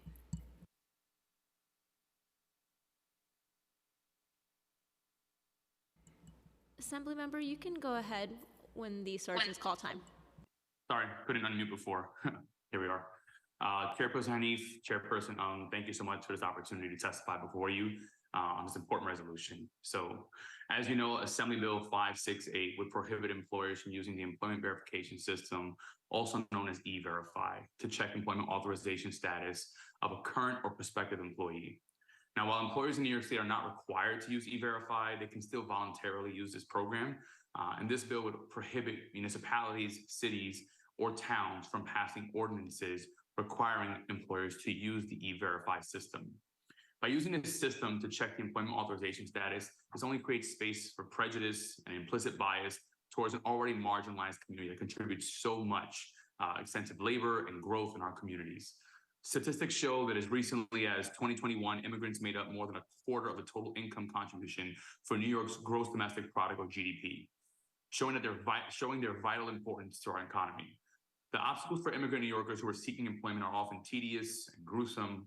As I represent one of the largest immigrant communities in the country, these are circumstances that are unfortunately the harsh reality for a majority of the people who migrate to our state. Passing this bill lifts a critical barrier that would increase job opportunities for immigrants who are just trying to create a better livelihood. Finally, similar legislation has been enacted in the state of Illinois, which is already proving that this can be extremely fruitful to our society. Furthermore, I'm proud to share that Assembly Bill 568 has the backing of the Laborers Union, and I'm grateful for their support. I want to thank Senator Jessica Ramos for being a great partner and a champion for this bill in the Senate, and I must thank my council member, Amanda Farias, for introducing this resolution in support of A 568. I look forward to working with my colleagues to pass this critical piece of legislation over the final weeks of this legislative session. Thank you. Thank you. Now we'll move to Darlie Corniel. You can start when the sergeant's call time. Thank you. Thank you for the opportunity to testify before the committee. Today, the Consortium for Worker Education, the Training Arm, or the New York City Central Labor Council supports the Immigration Worker Bill of Rights. The CWE commends Councilmember Hanif for moving legislation that lifts up and provides dignity and respect to our most vulnerable workers. CWE intention is to be a partner in the implementation of this bill. This bill is critical to our immigrant communities as it affirms the educational work that CWE and our partners are doing around immigrant rights. The bill deeply impacts the recent influx of asylum seekers and recently arrived migrants both to New York City from other states. CWE created the Immigration Protection Group, a collective of partners offering a vast array of immigration services in 2018 as a response to the anti-immigrant executive orders put in place by the Trump administration. The IPG strategizes to address the needs of our immigrant communities, share resources, and bridge gap in worker training. Some of our partners are here today.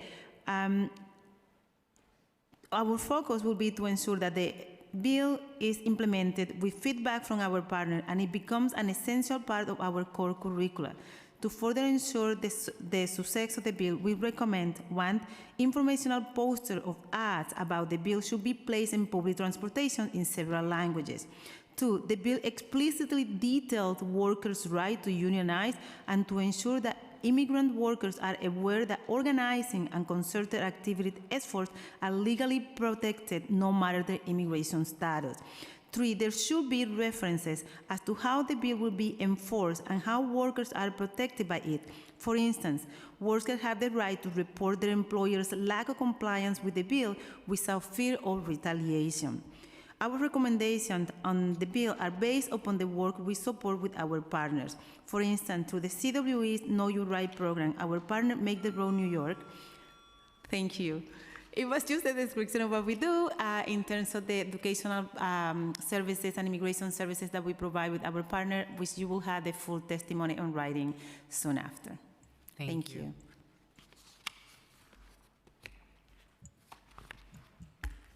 Good afternoon. Thank you very much, Chairpersons Ung and Hanif. I'm Shana Kessler. I'm the State Advocacy Manager with the Vera Institute of Justice, and I'm testifying today in favor of Resolution Number 556, calling for passage in Albany of the Access to Representation Act, or the ARA, this year. I also urge continued and increased investments for the New York City-funded immigration legal services programs like the pioneering New York Immigrant Family Unity Project and others. At the Vera Institute, one of our core priorities is to advance universal representation so that no immigrant is forced to face the prospect of detention and deportation without legal help. The Access to Representation Act would establish a right to representation in New York for people at risk of deportation. It would promote family unity, economic stability, and strong communities. As cynical politicians treat immigrants seeking refuge as political pawns, and as the federal government continues to threaten immigrant families, New York can lead the way by passing the ARA. Immigrants facing deportation confront the highest of stakes, yet they are not guaranteed a lawyer if they cannot afford to hire one, even though the data clearly shows that legal representation makes a huge difference. These programs bring critical benefits to the city. More than half of all New York City children have an immigrant parent. Nearly half of the New York City's workforce is foreign-born, and immigrants own nearly half of all small businesses in the city. But legal services programs have long been stretched to their limit, as you've been discussing already today, unable to meet the need. Over 70,000 people are currently in immigration court in the state of New York without legal help. And so support of the Access to Representation Act is critical, along with New York City's continued leadership and continued investments in immigration legal services. The ARA will build long-term stability so that neither newly arriving immigrants nor long-term neighbors will be forced to navigate this daunting immigration court system on their own. So we very much encourage the adoption of Resolution 556, and thank you so much for your time today. Hello, my name is Fumi Akinawanu. I'm the Advocacy and Policy Manager at Immigrant ARC, an organization that works on access to counsel and access to justice issues for immigrant New Yorkers. And I'm here, I'm pleased to offer my testimony in support of the joint resolution urging the passage of the Access to Representation Act. Immigrant ARC is part of the Care for Immigrant Families Coalition that has been advocating for an increase in immigration legal services funding along with the passage of the Access to Representation Act because there is a crisis in immigration representation here in the state of New York. And unfortunately, the backlog in immigration court is over 200,000 cases, with, as my colleague mentioned, over 70,000 of those cases being unrepresented. This means that individuals who face potential persecution, death, or abuse if deported, along with separation from their families, if deported, are facing the prospect of deportation against an experienced government attorney without representation. And the consequences of this are incredibly serious. We know that for those who are detained, the difference in outcomes for those who have representation versus those who don't is 21% have success in immigration court versus 2%, and those who are undetained, 60% of immigrants have success in immigration court when represented versus 17%. New York is very lucky to have a dedicated immigration services bar who unfortunately are over capacity. And this is leading to thousands of immigrants being turned away because there is no one to provide representation. And the Access to Representation Act would solve this by creating an infrastructure and a stream of funding that allow immigration legal service providers to take on cases and to be able to serve immigrants over the course of the many years that it will take their cases to be fully adjudicated. So thank you so much for considering this important resolution. Thank you. And then we will move to Sierra Kraft, who's present on Zoom. Sierra, you can go ahead when the sergeants call time. Time starts now. Good afternoon. Thank you to the Committee on Immigration for inviting testimony and for this conversation today. My name is Sierra Kraft, and I'm the Executive Director at iCare. iCare is a coalition of legal services organizations that provides free representation to unaccompanied immigrant children facing deportation in New York City with the ultimate goal of universal access to counsel. Since 2014, support from City Council has made it possible for iCare providers to stand alongside over 11,000 young immigrants and defend them from deportation, empower them to become leaders of tomorrow. And legal representation has been truly life-changing in the lives of many of these young New Yorkers. I'm here on behalf of the coalition to express our support for Resolution 364, the Children's Safe Welcome Act. This bill represents a critical opportunity to prioritize the well-being and best interests of children, both in federal immigration custody and ensuring they can thrive once released and living in New York City. The U.S. immigration system was designed with only adults in mind, and while children and other government systems have an established set of safeguards, including legal support when needed, immigrant children only have a patchwork of modest and rudimentary protections. And these gaps have profoundly harmed thousands of children for decades. And over the past decade, immigrant children, both unaccompanied and children arriving with parents or legal guardians, have continued to arrive to the US despite the presidential change in administrations and increasing punitive policies intended to deter migration. These children are some of the world's most vulnerable groups, and many of the children we represent are escaping extreme violence and trauma in their home countries in search of safety and protection in the US. Yet too often after surviving their dangerous journey, children routinely experience harm while in government custody. And it is time to ensure that children in our care are protected from dangers and offered resources and supports they need to survive. So a few key provisions in this bill include guaranteeing legal representation for unaccompanied children at every stage of removal proceedings. I'll submit the rest of my testimony, but thank you so much for hearing me out and ensuring that we live our values as a sanctuary city. Thank you. I have a question for Darlie. Could you share what you're hearing from workers or on some of the ways in which they're experiencing harassment or exploitation in the workplace? And I love the additions of ensuring that this campaign reaches all public institutions, including our public transportation, and the coverage of making it known that workers have the right to unionize. So definitely we'll be looking into some of those recommendations, but could you expand on what worker exploitation is looking like right now? Sure. Currently, some of the things that we hear from our partner who provided direct services, wage stealing is a big one. The inability of those who don't have the appropriate documentation to report back or to simply stay in a job because they are afraid that if they leave, they would be retaliated against, so they have the information where they're staying and immigration being called onto them. So this kind of thing makes it difficult for people to come forward and actually demand or convey what exactly is happening on the workplace. Safety issues are huge, especially in the non-union construction industry, where there is not necessarily the training required for people to be on work site. And we know construction is difficult, construction is dangerous. So to allow these kind of things to happen and the worker not feeling protected by us or the city as a whole is heartbreaking. So those are some of the things that we hear. Working overtime without getting paid, which is another way of wage theft, is a very common one that we continue to hear from partners. And does your organization host workshops for these workers to better understand what their rights are? And do you feel that these conversations alleviate and make them more aware of the fact that they do in fact have rights and protections here?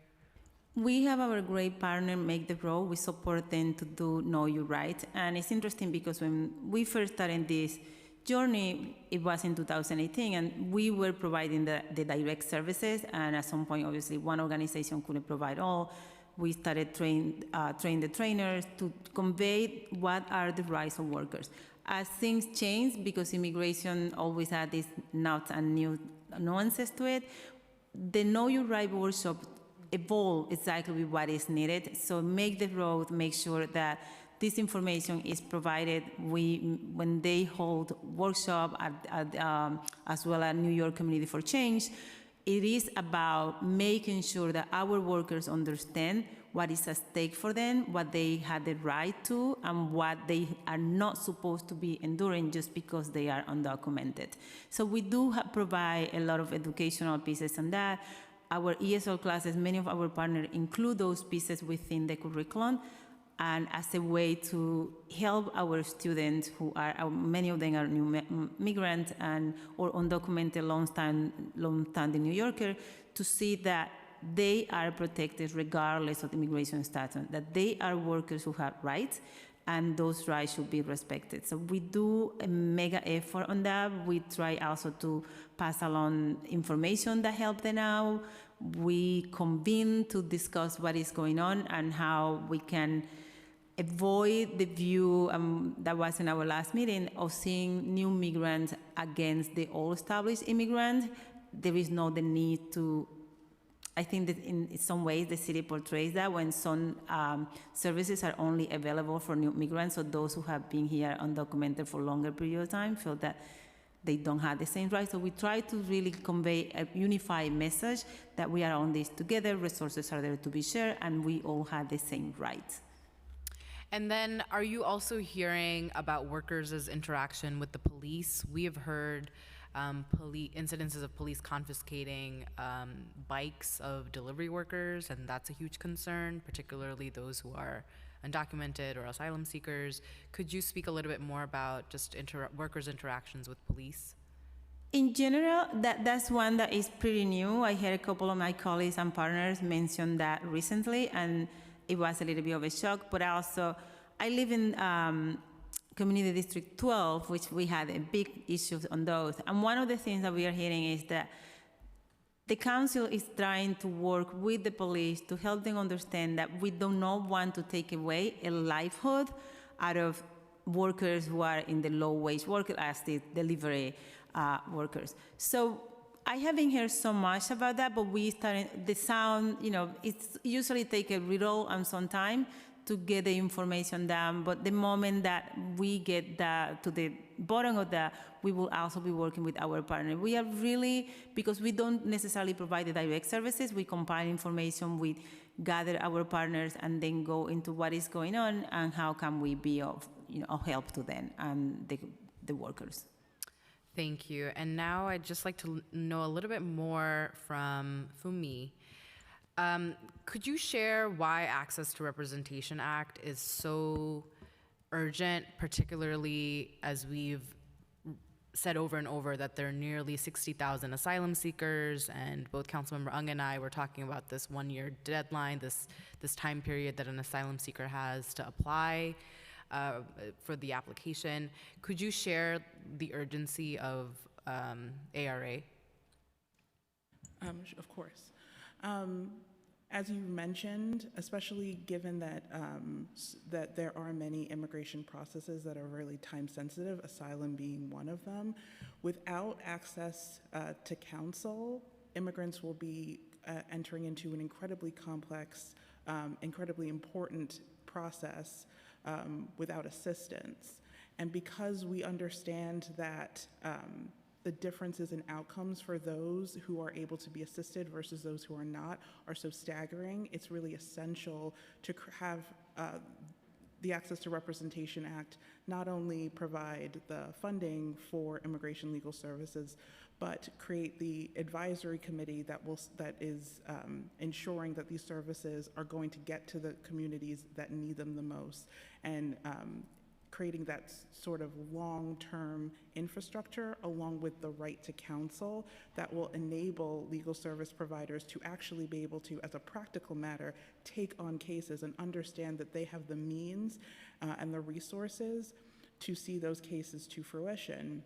And kind of touching on the point that the Councilmember Ung brought up before about partnering with legal clinics within law schools to potentially provide immigration legal services funding. The ARA actually contemplates this, and that's why the infrastructure piece of this legislation is so vitally important. It's trying to create a pipeline of immigration legal service providers by creating fellowships in law schools, by investing in clinics, and ensuring that New York State can really not just create the right to counsel, but actually be able to implement it and create and once again be a leader in modeling what excellent immigration legal services delivery actually looks like.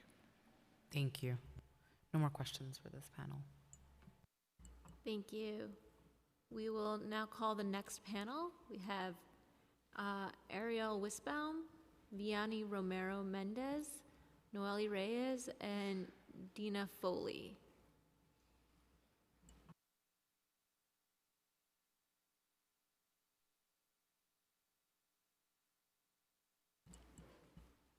And again, if you are present in the room and wish to testify and have not yet filled out a slip, please make sure to do so. Even if you registered in advance online, please make sure to see the sergeant at arms to fill out a witness slip. Ariel, you can go first whenever you're ready, when the sergeant's call time. Thank you, council members.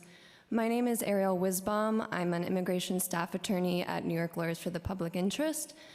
Specifically, I work in the UndocuCare program, and I serve immigrant New Yorkers who are transgender, gender nonconforming, or intersex, and also those who are living with HIV.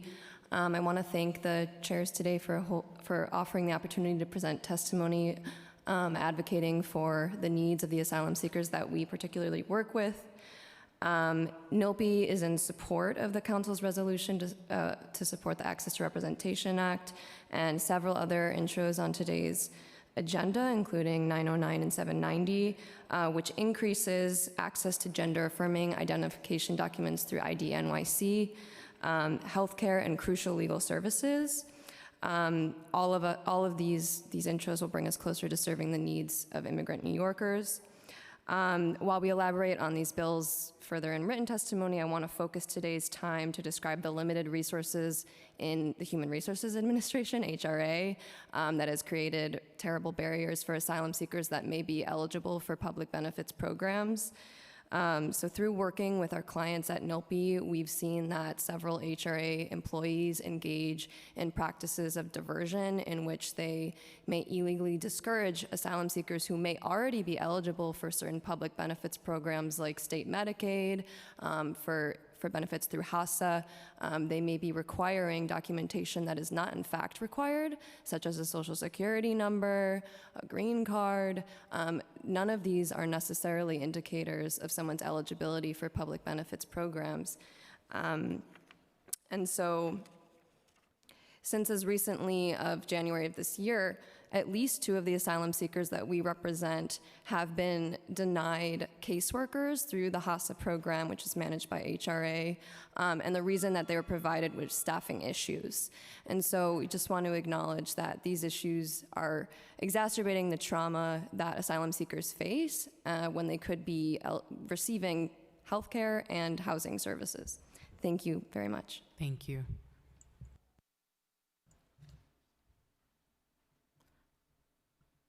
You can go for it. Good afternoon. My name is Noeli Reyes. I'm representing Mixtec organization and the community we serve. Thank you, Committee Chairperson Shahana Hanif and council members present. We are here to testify to support Bill Intro 909, local law that would enhance the IDNYC process. At Mixtec, we provide support to Latinx and indigenous communities in Sunset Park and Greater New York City.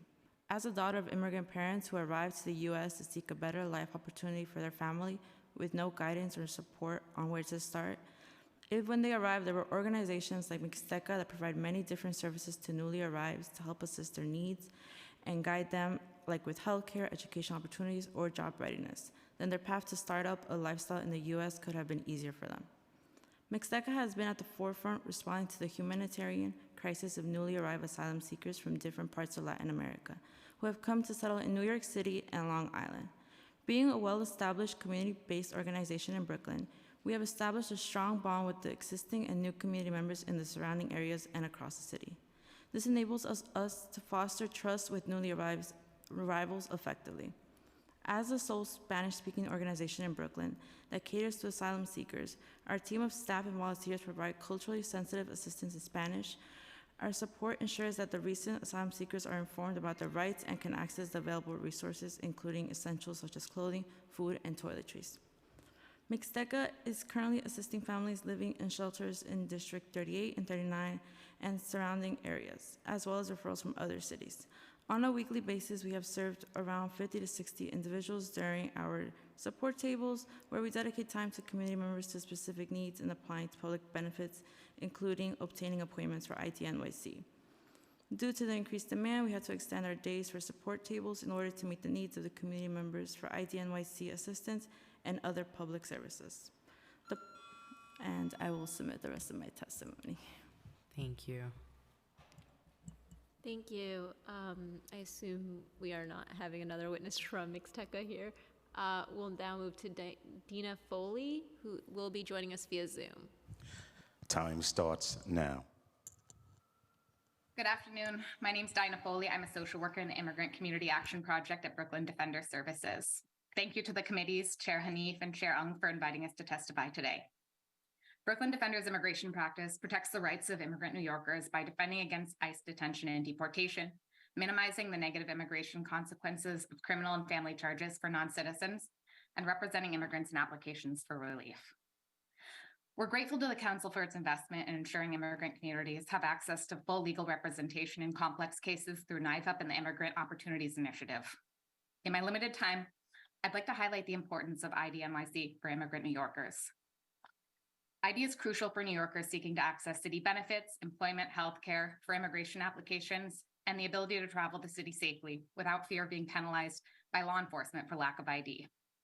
For asylum seekers, government-issued ID is a requirement for being able to apply for the ability to legally work and to access critical social services. Asylum applicants, even minors, are only eligible to apply for safety net assistance if they have work authorization, which requires valid ID to obtain. We're grateful to Councilmember Hanif and Councilmember Brewer for introducing legislation to increase access to IDNYC. Intro 909 will increase access to IDNYC by codifying walk-in appointments, requiring additional training for staff, and allowing applicants to appeal a denial. I was glad to hear from HRA earlier that walk-in appointments are now available, but the only information I could find on the website is that walk-in appointments will be reviewed by IDNYC staff, and based on staff discretion, if there's not enough room to process applicants on the date of their walk-in, they'll be given an appointment at another date. While this is a step forward from having no walk-in appointments available, discretionary denial is not an effective walk-in system. It's been our experience that people are often unable to find an appointment through the portal, which can be complicated to use, with appointments often difficult to search for, unavailable, and sometimes inexplicably canceled. You can't search for the soonest available appointment, but must enter individual dates and times until you find an appointment. Time expired. Thank you. Today, I'll submit the rest of my testimony in written form. Thank you.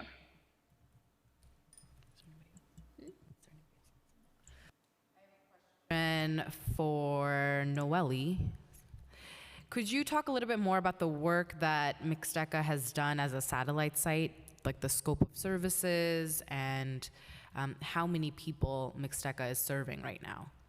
Yes, so estimately, Mixteca from September 2022, when asylum seekers have arrived, approximately 1,200 or 1,400 community members we have served.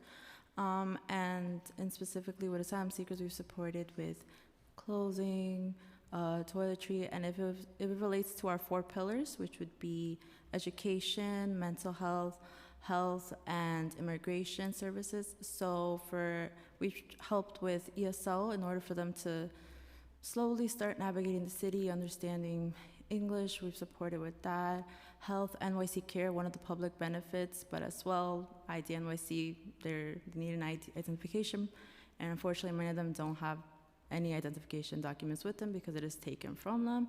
So that's why we encourage for ID NYC enrollment centers to expand their locations, walk-in availabilities. It is at capacity for most centers, and specifically Brooklyn only has, like, I believe 5 enrollment centers, and it's going to be at capacity.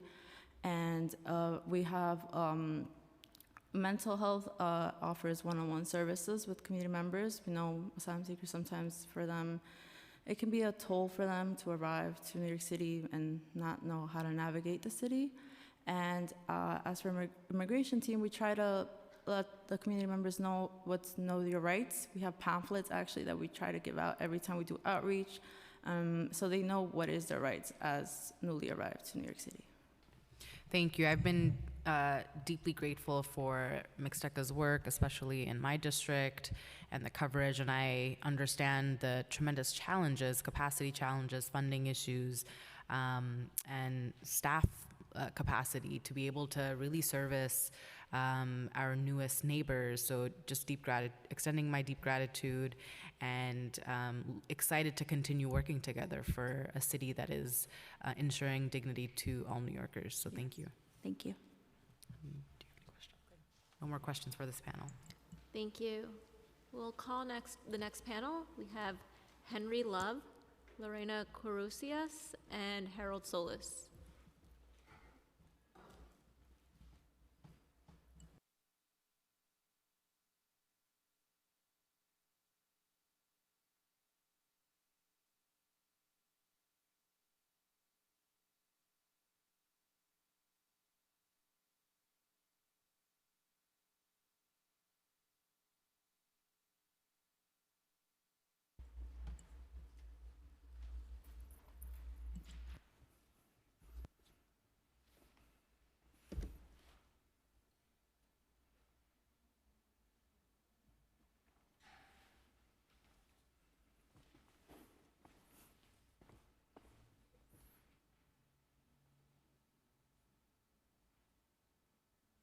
You can go ahead when the sergeants are ready with the timer.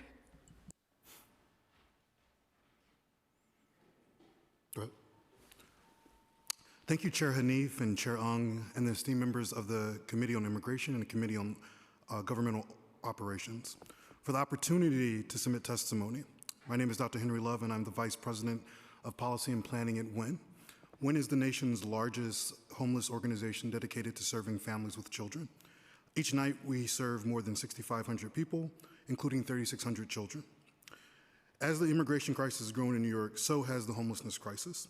Currently, WIN has over 200 asylum-seeking families that came last year in our care, and currently 1/3 of our clients are immigrants. Clients are coming here as a matter of life and death. We've had several clients come to us and tell us that a mother only had tortilla with salt, and sometimes not even that, or that she, on her way here, was threatened to be killed, and her children being killed.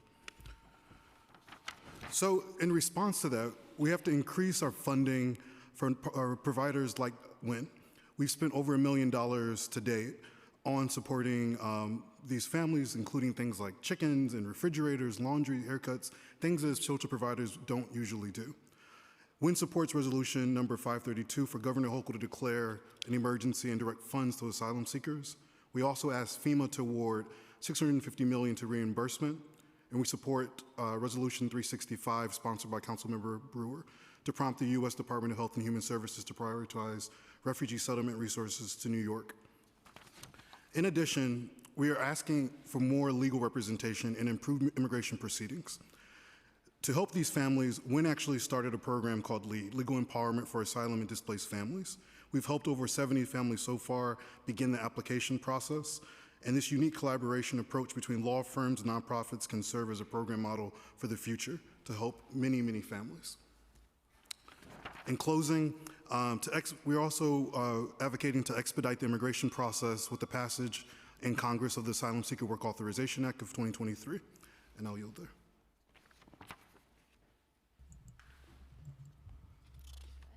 Good afternoon. My name is Harold Solis, and I'm an attorney and the co-legal director at Make the Road New York. Make the Road is the largest grassroots immigrant-led organization in New York with a membership of over 25,000 New Yorkers. We provide health, legal, education, and survival services while also organizing our communities to innovate policies that improve their lives. My testimony today will focus mostly on some of the pieces of legislation that the committee is considering. But given today's topic, namely how the city can continue to meet the needs of asylum seekers, I wanted to reiterate the need for a meaningful investment in immigration legal services. Our organization, along with many of our other allies and partners, have been working around the clock to assist the city's newest residents, often with little to no additional funding, and while maintaining representation of thousands of existing clients. To ensure our communities have what they need to protect themselves against deportation now and into the future, it is critical that the city substantially increase funding, somewhere around at least $50 million, for legal immigration services, beyond just screenings. For similar reasons, we urge the council to pass Resolution 556, which calls on the state legislature to pass the Access to Representation Act. Together, these initiatives will ensure that legal service providers and our communities have what they need to support our immigrant communities. We also want to share our support for resolutions 307, 364, 365, 381, and 532A. All of these resolutions recognize the needs and humanity of asylum seekers, spotlight the need for employment authorization, care, and codify standards to ensure that the safety and well-being of migrant children. At the heart of these resolutions is the simple but undeniable premise that a person, be it a child or an adult, should not be penalized for seeking refuge in our society.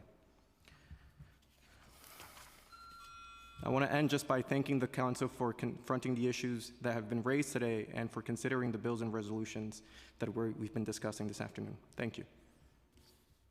Thank you so much. I've been really impressed by the work that WIN has done to expedite a very necessary service to asylum seekers, and was proud to go in on one of those days that you all had the clinic. And I mean, $1 million is a lot of money. And we have been going back and forth with the admin around their $5 million allocation. And so if WIN alone, for how many families did you say? Roughly a little over 200. Over 200, $1 million should give us an understanding that we need much more funding allocated for this urgent process. And so grateful to see the ways in which you all have stepped up, but of course it wouldn't have been possible with this private-public partnership and the will of you all in the WIN organization. But we know that there are smaller providers who would not be able to do this and want to do this. And so we need a system that is supported by our admin to ensure that everyone has legal services immediately. And of course, with the passage of ARA, that would guarantee it. So thank you so much for your amazing work. And I'm just deeply proud to have you all in my district as well. Thank you. And I also want to thank Win for your work. I just actually have one quick question about your partnership with immigration law firm. I mean, how has that worked? And, you know, when admin was here, I didn't mention this. How does that work out? And do you think, just based on experience, is something that admin can do too, is to work with private law firms to get immigration help, which is really deeply needed right now? Yes, absolutely. And that's been our thinking. And so this really began as just us as an organization working with NILAG and recognizing there's a really huge issue. And, you know, we were waiting for the city to do something to support these families. And so we decided that we're going to try to create a program to do that. And we were able to partner with a law firm that was able to provide pro bono counsel. And so the model is essentially we do a series of legal clinics. The first one is sort of an ID clinic and getting all their information. The second one is a screening clinic to determine if they actually have a strong case for asylum. And then the third one, if they move through the next one, is to actually get the asylum application submitted. And then the fourth component is being able to support them through case management and whatnot throughout the immigration process. And the sort of way that it works is that WIN sort of provides the clients and make sure that they get there and all the facilitation of the clinics. And then NILAG is providing the expertise in the room and kind of supervising those pro bono attorneys. But we hope that we can get more firms to do similar things in other immigration other law groups, nonprofits, to be able to do a similar sort of situation. Thank you. So does these private law firms actually, I know NILAG is the expert on it, but with NILAG helping, supervising, are these law firms able to carry out the case from beginning to end? No. So they are only helping with the application process. As I think someone alluded earlier, you know, one of the big misconceptions that we've sort of been screaming from the roof is that a lot of people haven't applied, and it's a really complicated process, and there's a lot of assumptions that people did apply. And so for us, we were trying to figure out how can we really have an impact with limited resources, with limited amounts of attorneys. And so, you know, it's a real challenge for people to actually take the cases moving forward. So for right now, the first step is at least getting people's applications in before that one-year deadline, which is already starting to happen. Okay, understood. So the law firm is able to start the application, but if it gets more complicated than that, they would not be on, you know, that would be NILAG, I assume, who would be carrying that case forward. Okay, thank you. I think this is a great model, and I just would like maybe have deeper conversations about this to see how maybe we could expand the model. Thank you. Thank you, Councilmember Ong. I thought that was a great question, and I know this idea of pushing the admin to look to a private-public partnership has been raised in the chambers in the past by advocates. Thank you all. Thank you. We will move on to the next panel. We have Marie Angela Gina Michu, Lauren Galloway, Bernadette Gentesh, and Ernie Collette.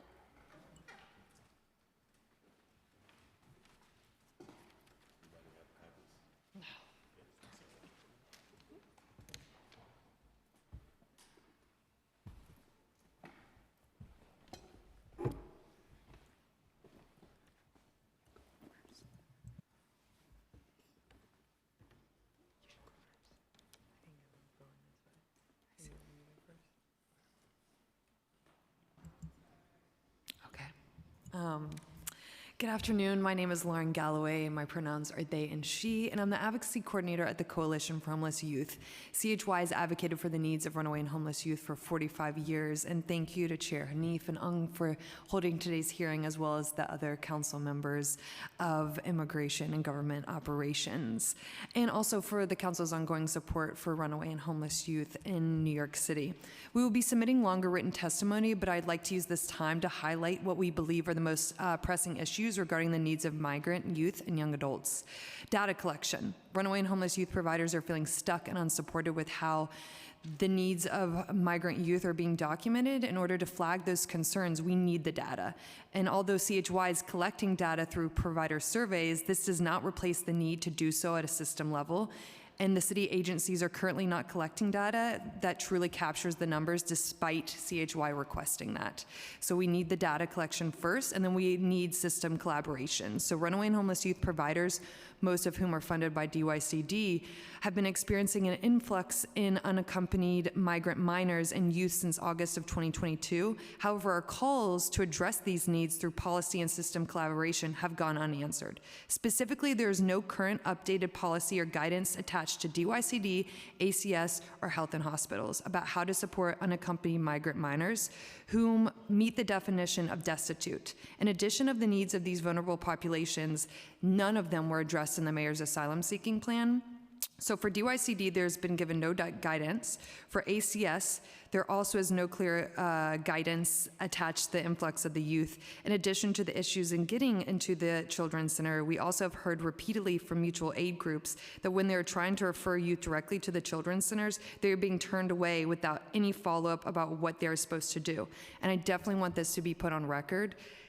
In light, recently, DYCD through ACS, ACS through DYCD requested information to give to ICE, which we refused to do, but I need that to be put on record, and I will finish putting the rest of mine into written testimony. So thank you for this time and our continued collaboration. Thank you. Good afternoon. My name is Gina Michu, and I use pronouns they, she, they. I am an advocacy fellow for the Coalition for Homeless Youth and a former member of the Youth Action Board of NYC. From age 21 to 25, I experienced chronic homelessness in the New York City Department of Homeless Services. I lost my work authorization through the troubled program DACA during a time when I fled my hometown on the West Coast because of severe trauma, including failed navigation for legal services and resources through case management while under a DHS Transitional Independent Living Program in the Bronx. I was 2 years old when I immigrated from my home country, Mexico.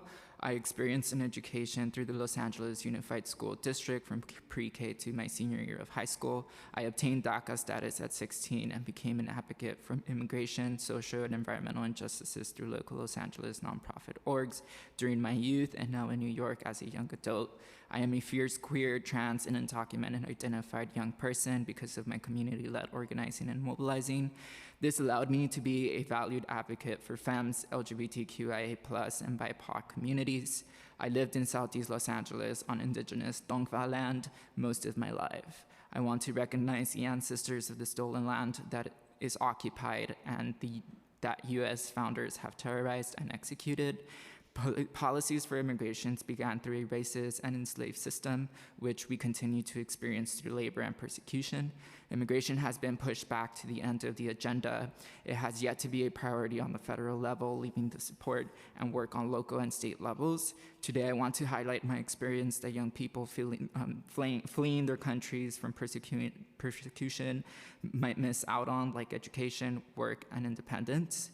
I would also like to add that I have personally visited the Navigation Center for Seeking Asylum. Both the mayor's plan, The Road Forward, and the Navigation Center do not mention or service unaccompanied minors, as well as no mention yet today on that population. By admin testimonials, I would provide the rest on written testimony. Thank you. Good afternoon, and thank you for the opportunity to testify in support of Intro 569A before your committee. My name is Bernadette Jentz, and I'm the supervising attorney in the Workplace Justice Project at Mobilization for Justice, which advocates on behalf of low-income and immigrant workers who are most vulnerable to exploitation. In MFJ's experience, immigrants are likely to be unfamiliar with rights such as minimum wage and overtime premiums, sick and safe leave, and prohibitions on discrimination. Through community education and individual consultations, MFJ seeks to empower the workers to assert their rights under the law. We also educate workers about what the law does not require. While we recognize that many immigrants are small business owners who may be familiar with the legal system from their home country, which is different from the US legal framework, their confusion and misinformation of the legal standards sometimes lead to unproductive workplace conflicts. By creating and publishing an immigrant workers' Bill of Rights containing information on the rights and protections under federal, state, and local laws that apply to all workers in the city, regardless of immigration status, it would reduce labor violations and unnecessary disputes and litigation, allowing both the employers and the workers to focus on growing a successful and sustainable business and contributing to the economic life of the community. It is most appropriate that the Office of Labor Standards within the Department of Consumer and Worker Protection take the lead in creating and publishing this important work in coordination with the Mayor's Office of Immigrant Affairs and the New York City Commission on Human Rights. The Office of Labor Standards has successfully created informative fact sheets that clearly explain the laws that they enforce, and their outreach efforts, especially during the height of the pandemic, was very helpful and much appreciated. MFJ applauds the Committee on Immigration for holding this hearing and urges the Council to pass Intro 569A. Thank you. Good afternoon, and thank you very much to the committee for allowing me to testify. My name is Ernie Collette, and I'm the supervising attorney of the Immigration Law Project at Mobilization for Justice. While we applaud the City Council for working on measures aimed at assisting recently invited immigrants in New York City, I'd like to draw attention to how these measures impact pressing client needs that my staff and I encounter daily. We agree in principle with local law Intro 839 to establish an Office of Refugee and Migrant Settlement. Notwithstanding, the bill's proposal must provide long-term access to resources, specifically the proposed office's mission to connect individuals to appropriate legal services. Connecting individuals to nonprofits, pro se application preparation projects, and pro bono law firm relief clinics to provide immediate short-term application assistance is necessary. But we now see frequent requests from prospective clients in terms of long-term representation. Many individuals are in removal proceedings and upcoming hearing dates and require counsel for complex asylum representation. With many organizations throughout the city at capacity, the challenges that we face are multifaceted, and the proposal should likewise be multifaceted, balancing the needs of recent arrivals with the needs of immigrants for long-term legal matters, which can take years to adjudicate and require continuous updates and preparation. As Intro 532 mentions, our clients face adjudication backlogs of 4.5 years or more, and there are currently 50,000 individuals in the city shelter systems. Resolution 365 states that 20,000 asylum seekers have already arrived in New York City, while Intro 532 anticipates an additional 50,000 asylum seekers. Even if 20% of the anticipated asylum seekers have credible claims, this unprecedented number will require the attention of attorneys to review, prepare, and represent during the adjudicative process. This does not even consider the humanitarian and family-based needs of our current clients, which also require time and investment to ensure proper representation. We applaud the City Council for supporting access to the Access to Representation Act, providing a legal right to counsel in immigration court proceedings. Any future pathways offered by the above-mentioned bills should be accompanied by direct support from the Council to increase funds and create programs to allow for more representation, as the demand for these services will only continue to grow. Thank you.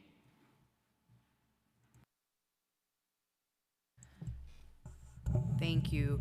I'd like to know a little bit more about asylum seeker youth and how you all are interacting or what you're learning, what this council should be paying attention to. Yeah, thank you so much. It was something I wanted to get to, so thank you for this question.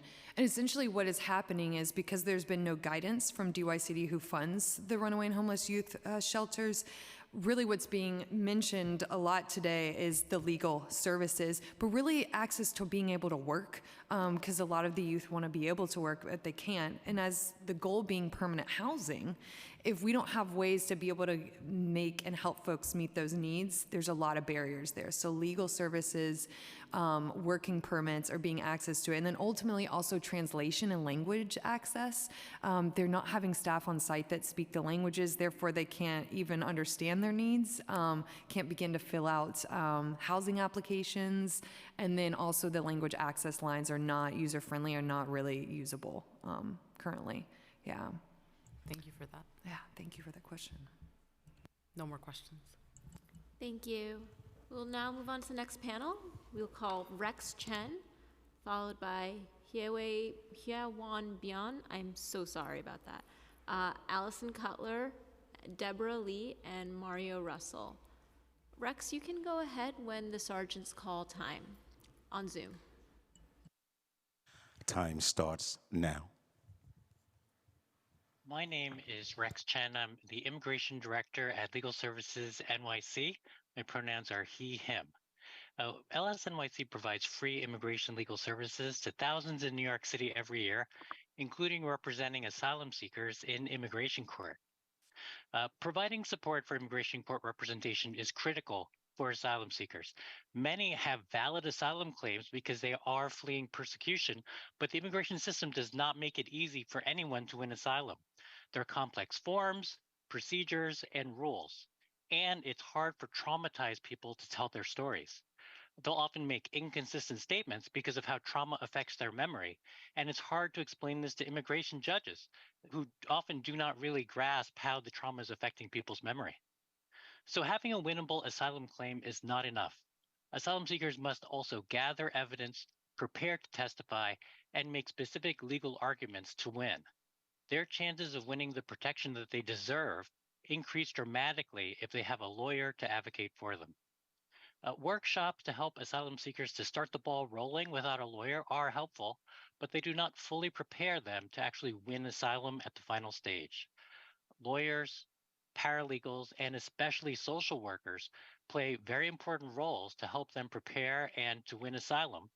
And unfortunately, sometimes they're also critical to make appeals if an immigration judge improperly denies asylum.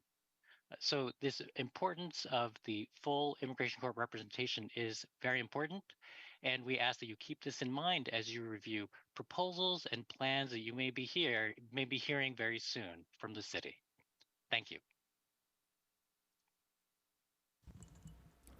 Thank you.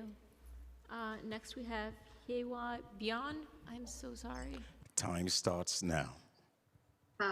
Good afternoon, council members. My name is Haewon Byun. I am a law clerk with Korean Community Services, KCS, Immigration and Legal Services Department.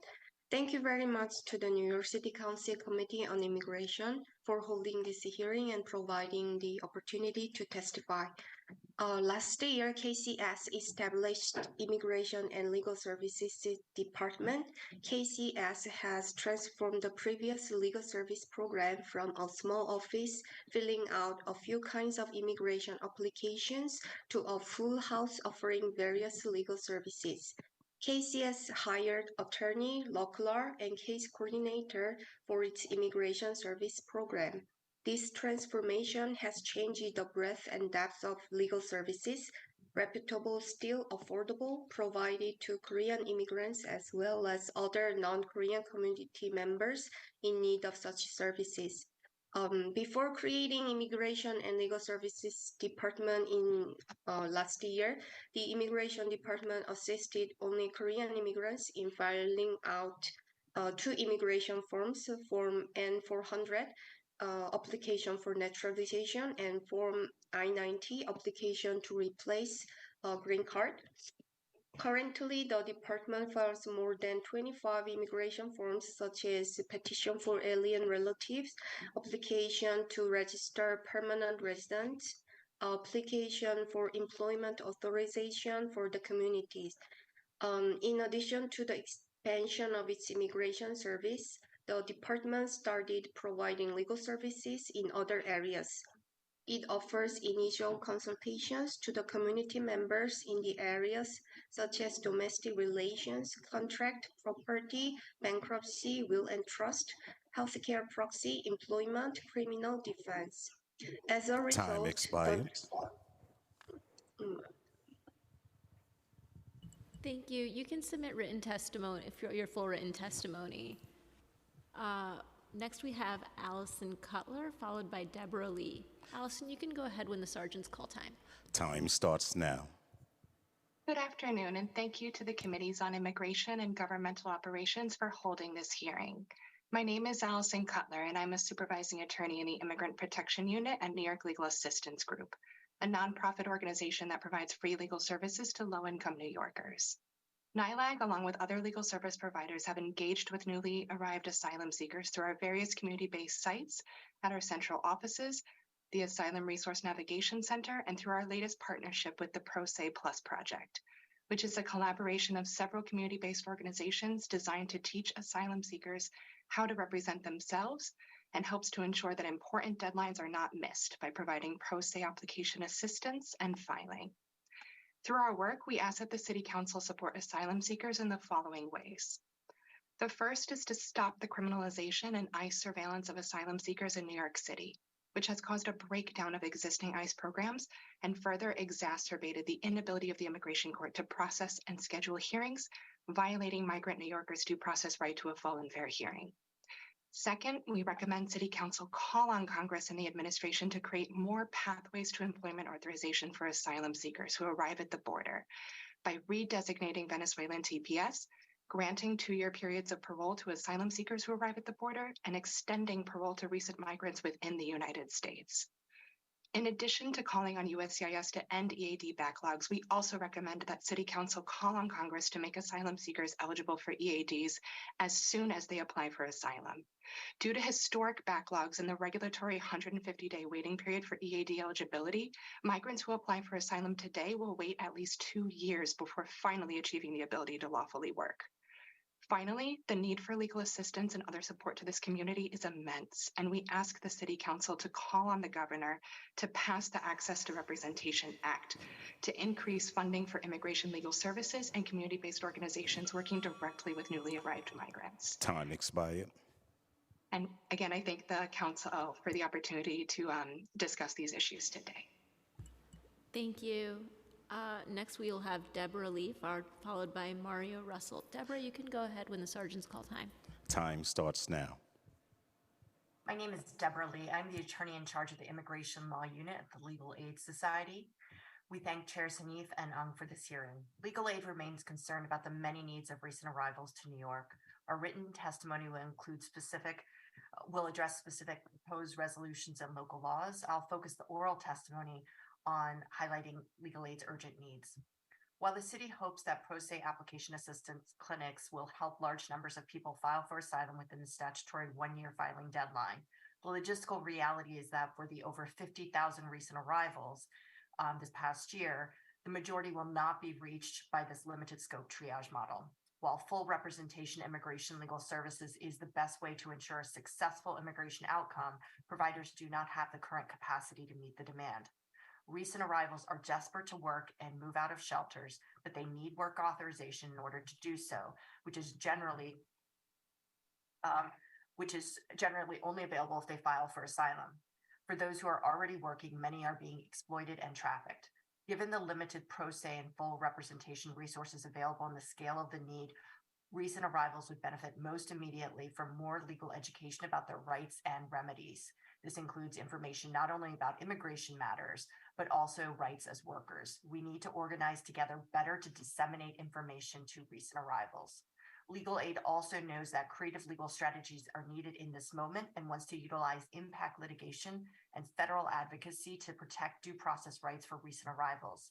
We are concerned about the Department of Homeland Security failing to provide notice of the 1-year filing deadline, USCIS failing to accept jurisdiction over asylum applications for those not yet in immigration court proceedings, and ICE failing to provide a transparent process for pro se individuals to change their address and reschedule check-ins. Impact litigation and federal advocacy could lead these agencies to reform their current practices. The challenges we face are daunting in their scale and complexity. Time expired. Look forward to partnering with the Council administration. Thank you. Thank you. I do not see Mario Russell in the Zoom room, so that is the conclusion of this panel. Council members, do you have any questions? I don't have any questions. Thank you. We will now move on to the next panel. We have Terry Lawson, followed by Nilbia Coyote, Armari Perez, and Shayna McCormick. Terry, you can go ahead when the sergeants call time. Time starts now.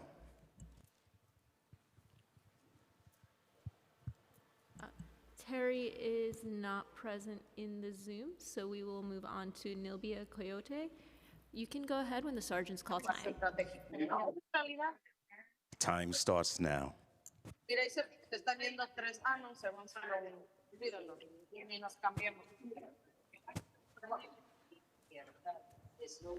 Hi, Nilbia. Me están llamando literal. Do you need an interpreter? Puta madre, espérate, yo ahora tengo que encontrar el de acá. ¿Tienes el... Sí, sí, sí. Nilbia? Wait. Time starts now. Hello, can you hear me?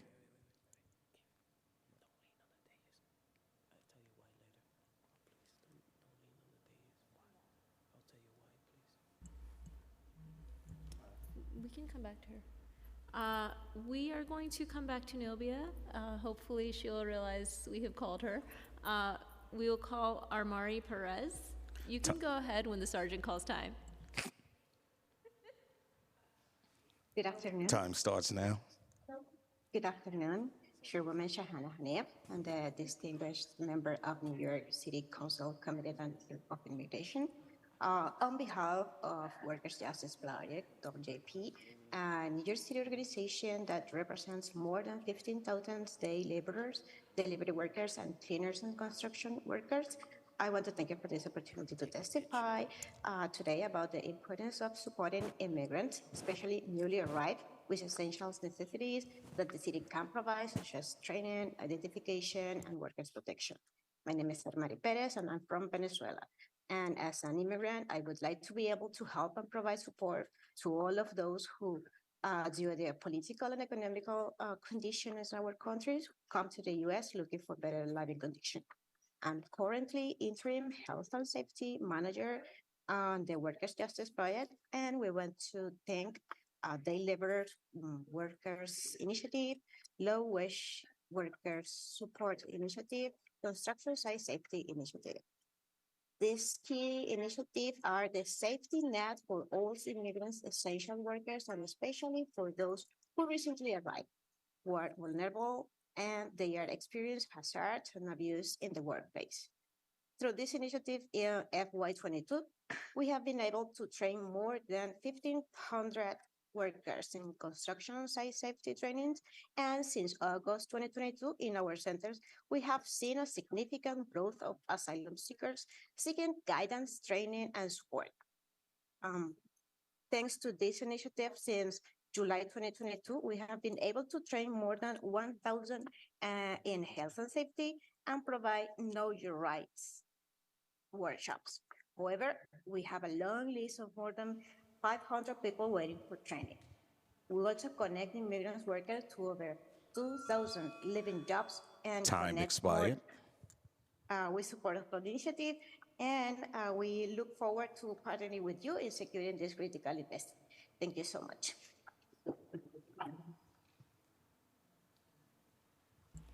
Thank you. We can try Nilbia again. Time starts now.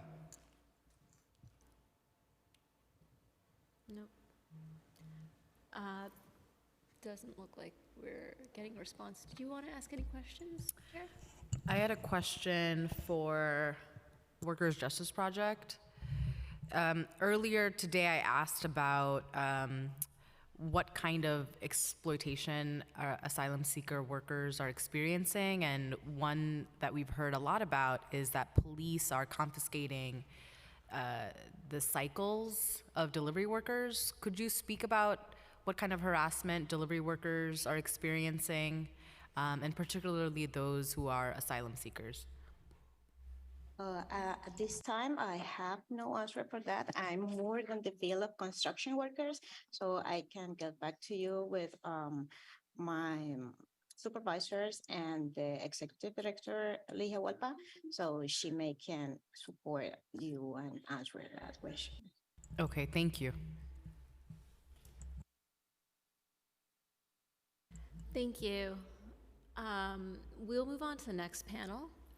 We have Daphne Ramirez, Alvaro Salas, Sebastian McGuire, Noah Elias Habib. Daphne, you can go ahead when the sergeants call time. Time starts now. Good afternoon. My name is Daphne Ramirez. I'm a social worker and also a program director of the Pugsley Family Sanctuary Program at Volunteers America, Greater New York. I would like to thank Chair Hanif and Chair Ung and the respective members of each committee for the opportunity to submit the following testimony. VOA is an anti-poverty organization that aims to end homelessness in New York area by 2050 through housing, health, and wealth building services. Today, I wish to focus on heartbeats, meaning people in need as opposed to statistics. 2 weeks ago, I received a call from the middle school that one of our resident sons attends. The school's social worker reported to us that the son, he's 12 years old, had expressed suicidal ideations to his peers and his teachers. This information was not only alarming, it was heartbreaking for the families that are experiencing trauma post their journey to the United States. Our team took immediate action and provided the family with a referral for mental health services. And we continue to monitor the progress of the child by doing wellness checks on their room in our shelter. However, this is not the first time our team has witnessed families experiencing psychological stress, anxiety, depression, and post-traumatic stress disorder. Mental health services are desperately needed, but are extremely limited to this population. We'd like to thank Councilmember Brewer for submitting Resolution 365, calling on the United States Department of Health and Human Services to prioritize refugee settlement resources to New York City.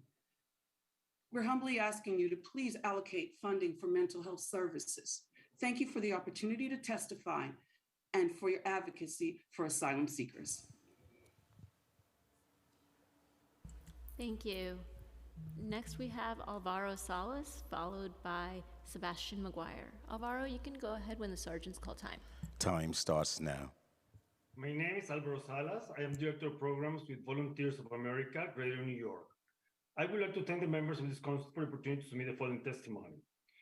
Volunteers of America, Greater New York operates family shelters through all New York City. Our programs provide comprehensive social services and safe housing for approximately 11,000 individuals and their children every day. Around 800 clients are asylum seekers, and it's expected another 800 asylum seekers will be served by VOA soon as we prepare to assume new programs. As an agency, we're seeing clients from Africa, Ukraine, Russia, Turkey, South and Central America, to mention some places. These clients are not only concerned with what they left behind, but what the present and the future look like. Long and dangerous journeys, fleeing war, poverty, political persecution, and natural disasters are real and normally translates in individual and collective trauma. Mental health services are key. The unclear future in the United States due to their legal status creates even more distress to our clients. Legal services to all asylum seekers are crucial. There are multiple challenges serving asylum seekers. It's not only the language barrier, but cultural elements as well. Having bilingual and bicultural staff has been instrumental for our clients. Navigating New York City is not an easy task. Enrolling children in school, obtaining health insurance and a medical provider, legal advice, and need are all needed and important for our clients. As an agency, we appreciate our partnerships with other nonprofit agencies, medical providers, with local politicians and government, with the Board of Education and public libraries, and other groups out there fighting the good fight. However, there is not enough mental health and legal services to assist most of the asylum seekers. You can help to solve this problem by increasing funding to provide legal and mental health services to individuals and families seeking a better future for themselves and their children. Thank you. Thank you. Next, we have Sebastian McGuire, followed by Noah Elias Habib. Sebastian, you can go ahead when the sergeants call time. Time starts now. My name is Sebastian McGuire, and Seeking Asylum and Finding Empowerment is a New York City-based organization dedicated to working with LGBTQIA+ asylum seekers. Historically, New York City, including this council, has not prioritized the needs of this especially vulnerable segment of our immigrant communities. And there has been a tremendous need long before the current quote-unquote migrant crisis. City funding has largely focused on relatively easy citizenship cases or uncertain detained immigrants. Any provider will tell you that resources for asylum cases, especially affirmative cases, meaning the applicant is not in removal proceedings, are severely lacking. Without access to legal guidance and representation, asylum seekers often miss critical deadlines, for example. In addition to legal concerns, asylum seekers need assistance navigating housing, healthcare, education, and everything else related to successful resettlement. All of these issues are interconnected. If an immigrant is worried about where they're going to sleep, then it is hard to focus on completing an asylum application. If an immigrant has not filed for asylum or a work permit, then it is going to be very hard for them to find anyone but the most exploitative employer. For LGBTQIA+ asylum seekers, these challenges are often compounded by the lack of family, church, and community support structures that are so critical for other immigrants. With timely and highly skilled support, asylum seekers can obtain work authorization and then eventually win their asylum cases. The sad fact is that so many asylum seekers miss the opportunity to access the information and services that could transform their lives for the better. Underfunded providers have to scramble to meet the overwhelming need, and it is simply impossible to meet this need on our own. Rather than defunding programs, including one of the city's premier pro se legal clinics, which the council sadly did last year, SAFE encourages you to back up your rhetoric with action by restoring and expanding funding where it is so desperately needed, especially for the most vulnerable, including LGBTQIA+ asylum seekers. Time expired. Thank you. We are submitting written testimony with our comments on the specific pieces of legislation. Thank you. Next, we have Noah Elias Habib. You can go ahead when the sergeants call time. Time starts now. Thank you. My name is Noah Habib, and I'm the Immigration Clinic Director at the ARC and Congregation based in Torah, known as CBST. Thank you for the invitation to be here. CBST is the largest LGBT synagogue in the world. It's a vibrant spiritual community and a progressive voice within Judaism, celebrating our 50th anniversary this year. Since 2019, we at the ARC at CBST have addressed the legal needs of primarily LGBTQ and HIV-positive asylum seekers in the city. We do this through pro se clinics, a legal empowerment strategy to increase access to justice by providing asylum seekers who are not guaranteed the right to counsel with services so that they can defend themselves in immigration proceedings and file applications for relief. We've provided support to more than 1,200 asylum seekers from over 50 countries who legal service providers are not often able to assist. And our program relies on trained volunteers, including over 1,000 New Yorkers, hundreds of law students in the city who provide case assistance under attorney supervision, as well as care and community support beyond enrollment. So we fully support the resolution and supported the Access to Representation Act, which would more fully address the needs we can only ameliorate through our limited representation in pro se clinics. I have a few comments in relation to the ID@NYC program. It's, of course, an amazing benefit to all New Yorkers, especially our asylum-seeking friends who often have had their identification stolen en route to the city, most frequently by the U.S. government, which systematically takes identification and even discards migrant paperwork. But unfortunately, many people are unable to secure an ID@NYC given the difficulty in scheduling an appointment currently, as well as the limited documentation list. For example, parolees, we find are often denied despite having a valid I-94 because it does not contain photo and fingerprint, which most versions do not. So there's not enough time to adequately address the issue here, but I would like to encourage the council to continue addressing the needs of LGBTQ and HIV Time expired. as well as pro se asylum applicants. Thank you. Thank you. Thank you. We will now call our next panel. We have Nilbia Coyote, followed by Kathleen DiPerna, then Meda Ghosh, and Josh Bentley. Nilbia, you can go ahead when the sergeants call time. Time starts now.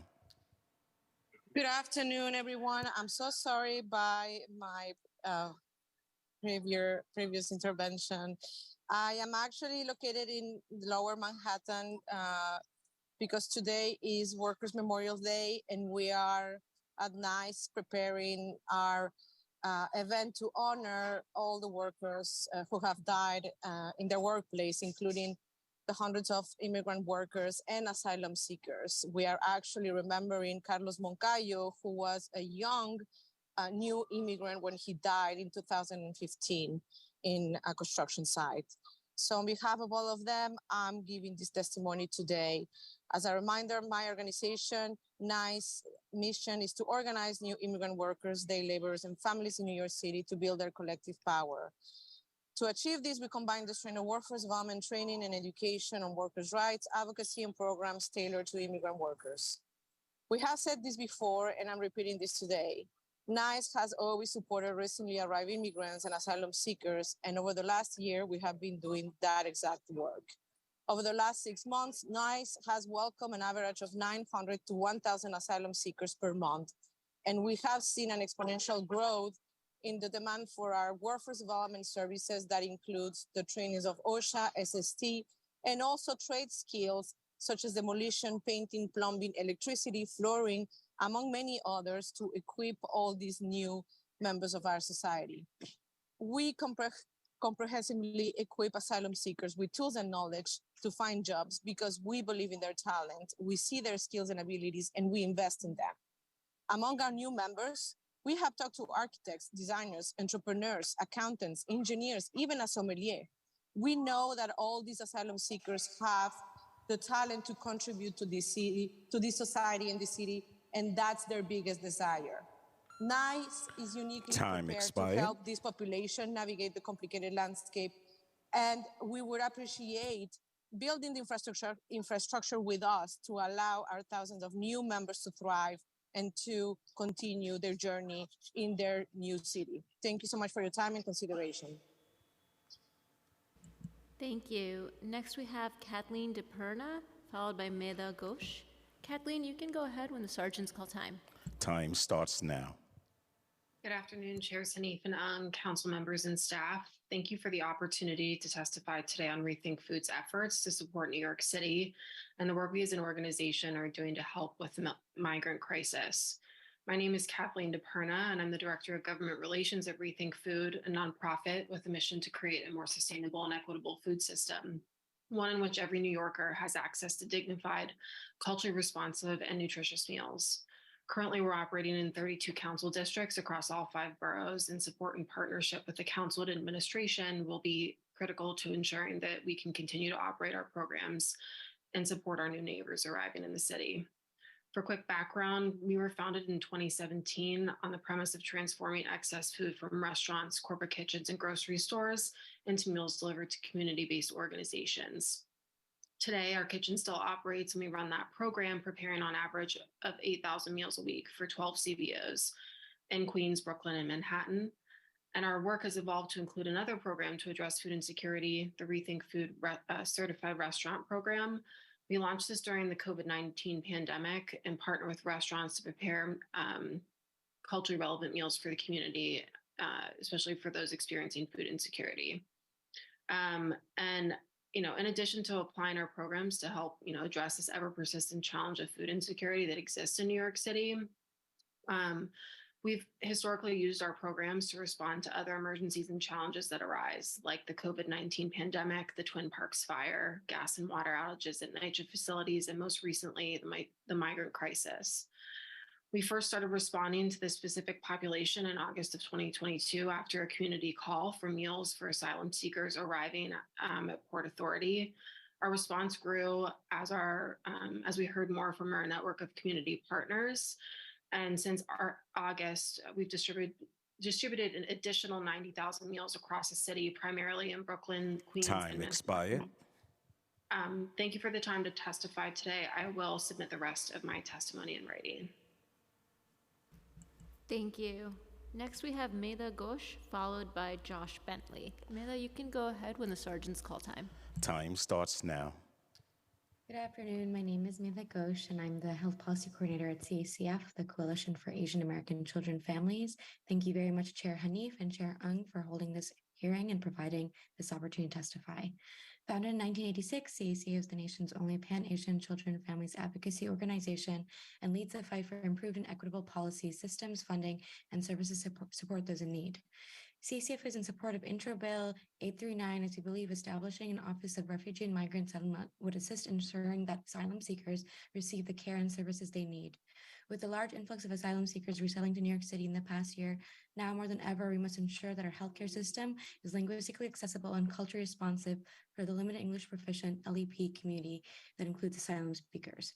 A lack of linguistically accessible services in healthcare settings can have grave consequences. More than half of adverse events that occurred to LEP patients in U.S. hospitals were likely the result of communication errors, and nearly half of these events involve some form of physical harm.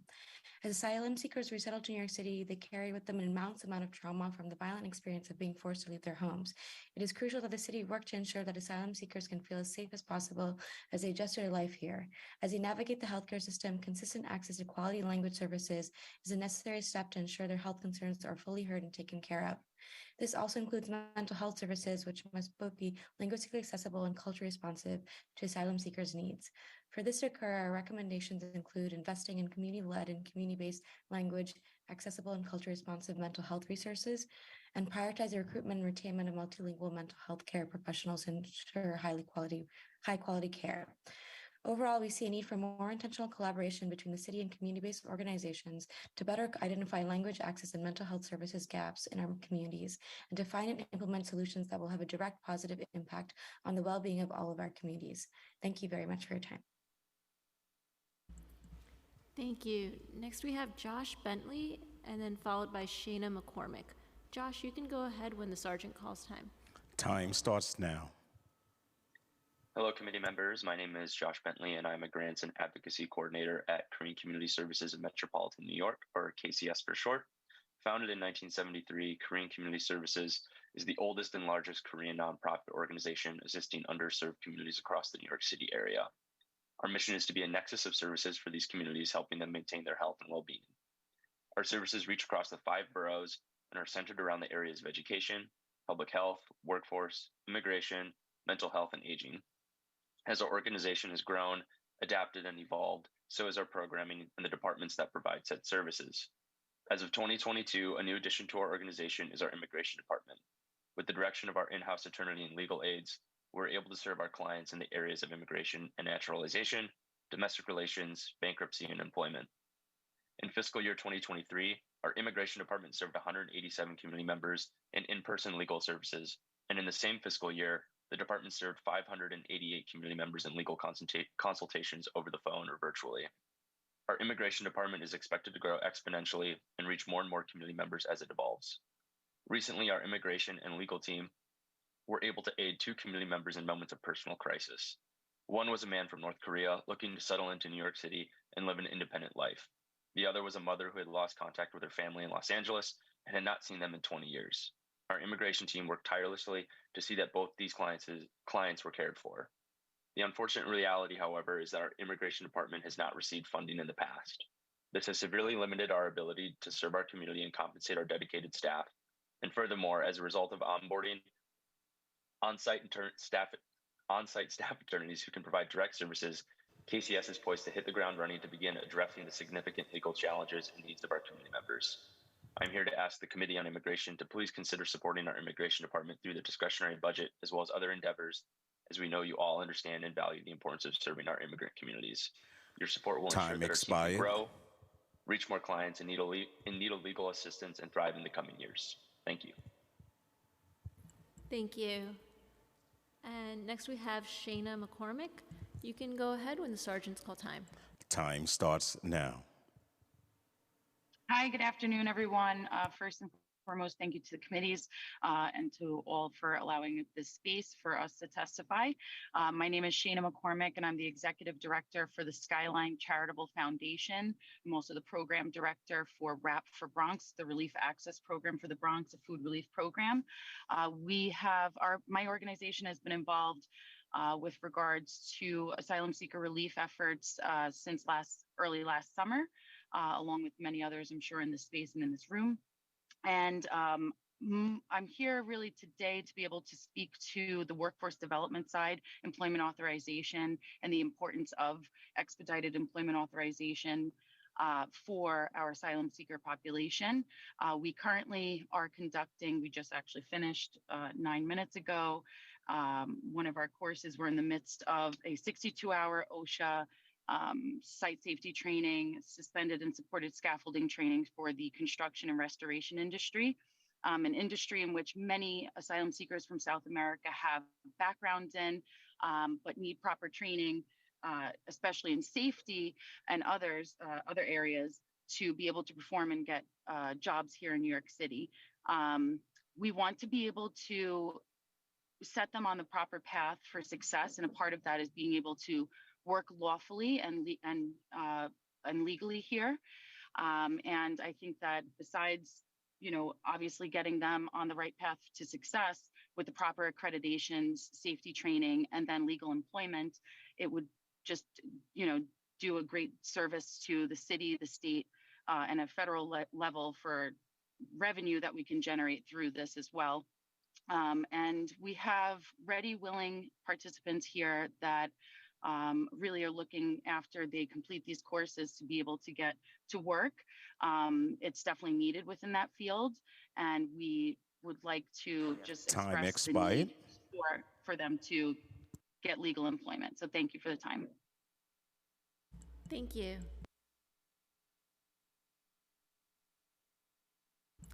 Thank you so much.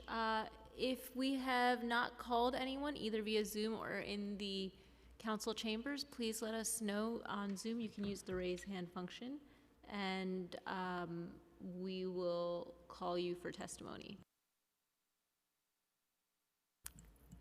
Seeing no additional witnesses, chairs, would you like to give any closing statements? Thank you. Well, thank you so much for an informative hearing. We are looking forward to advancing policy that make the lives of immigrants much, much safer. And I want to extend my gratitude to the admin and the public, all of our advocates, for testifying. We will be back here in just a few days for our executive budget hearing to dig deeper about legal services funding, expanding IDNYC's reach, and much more. And with that, I will close us out. Thank you.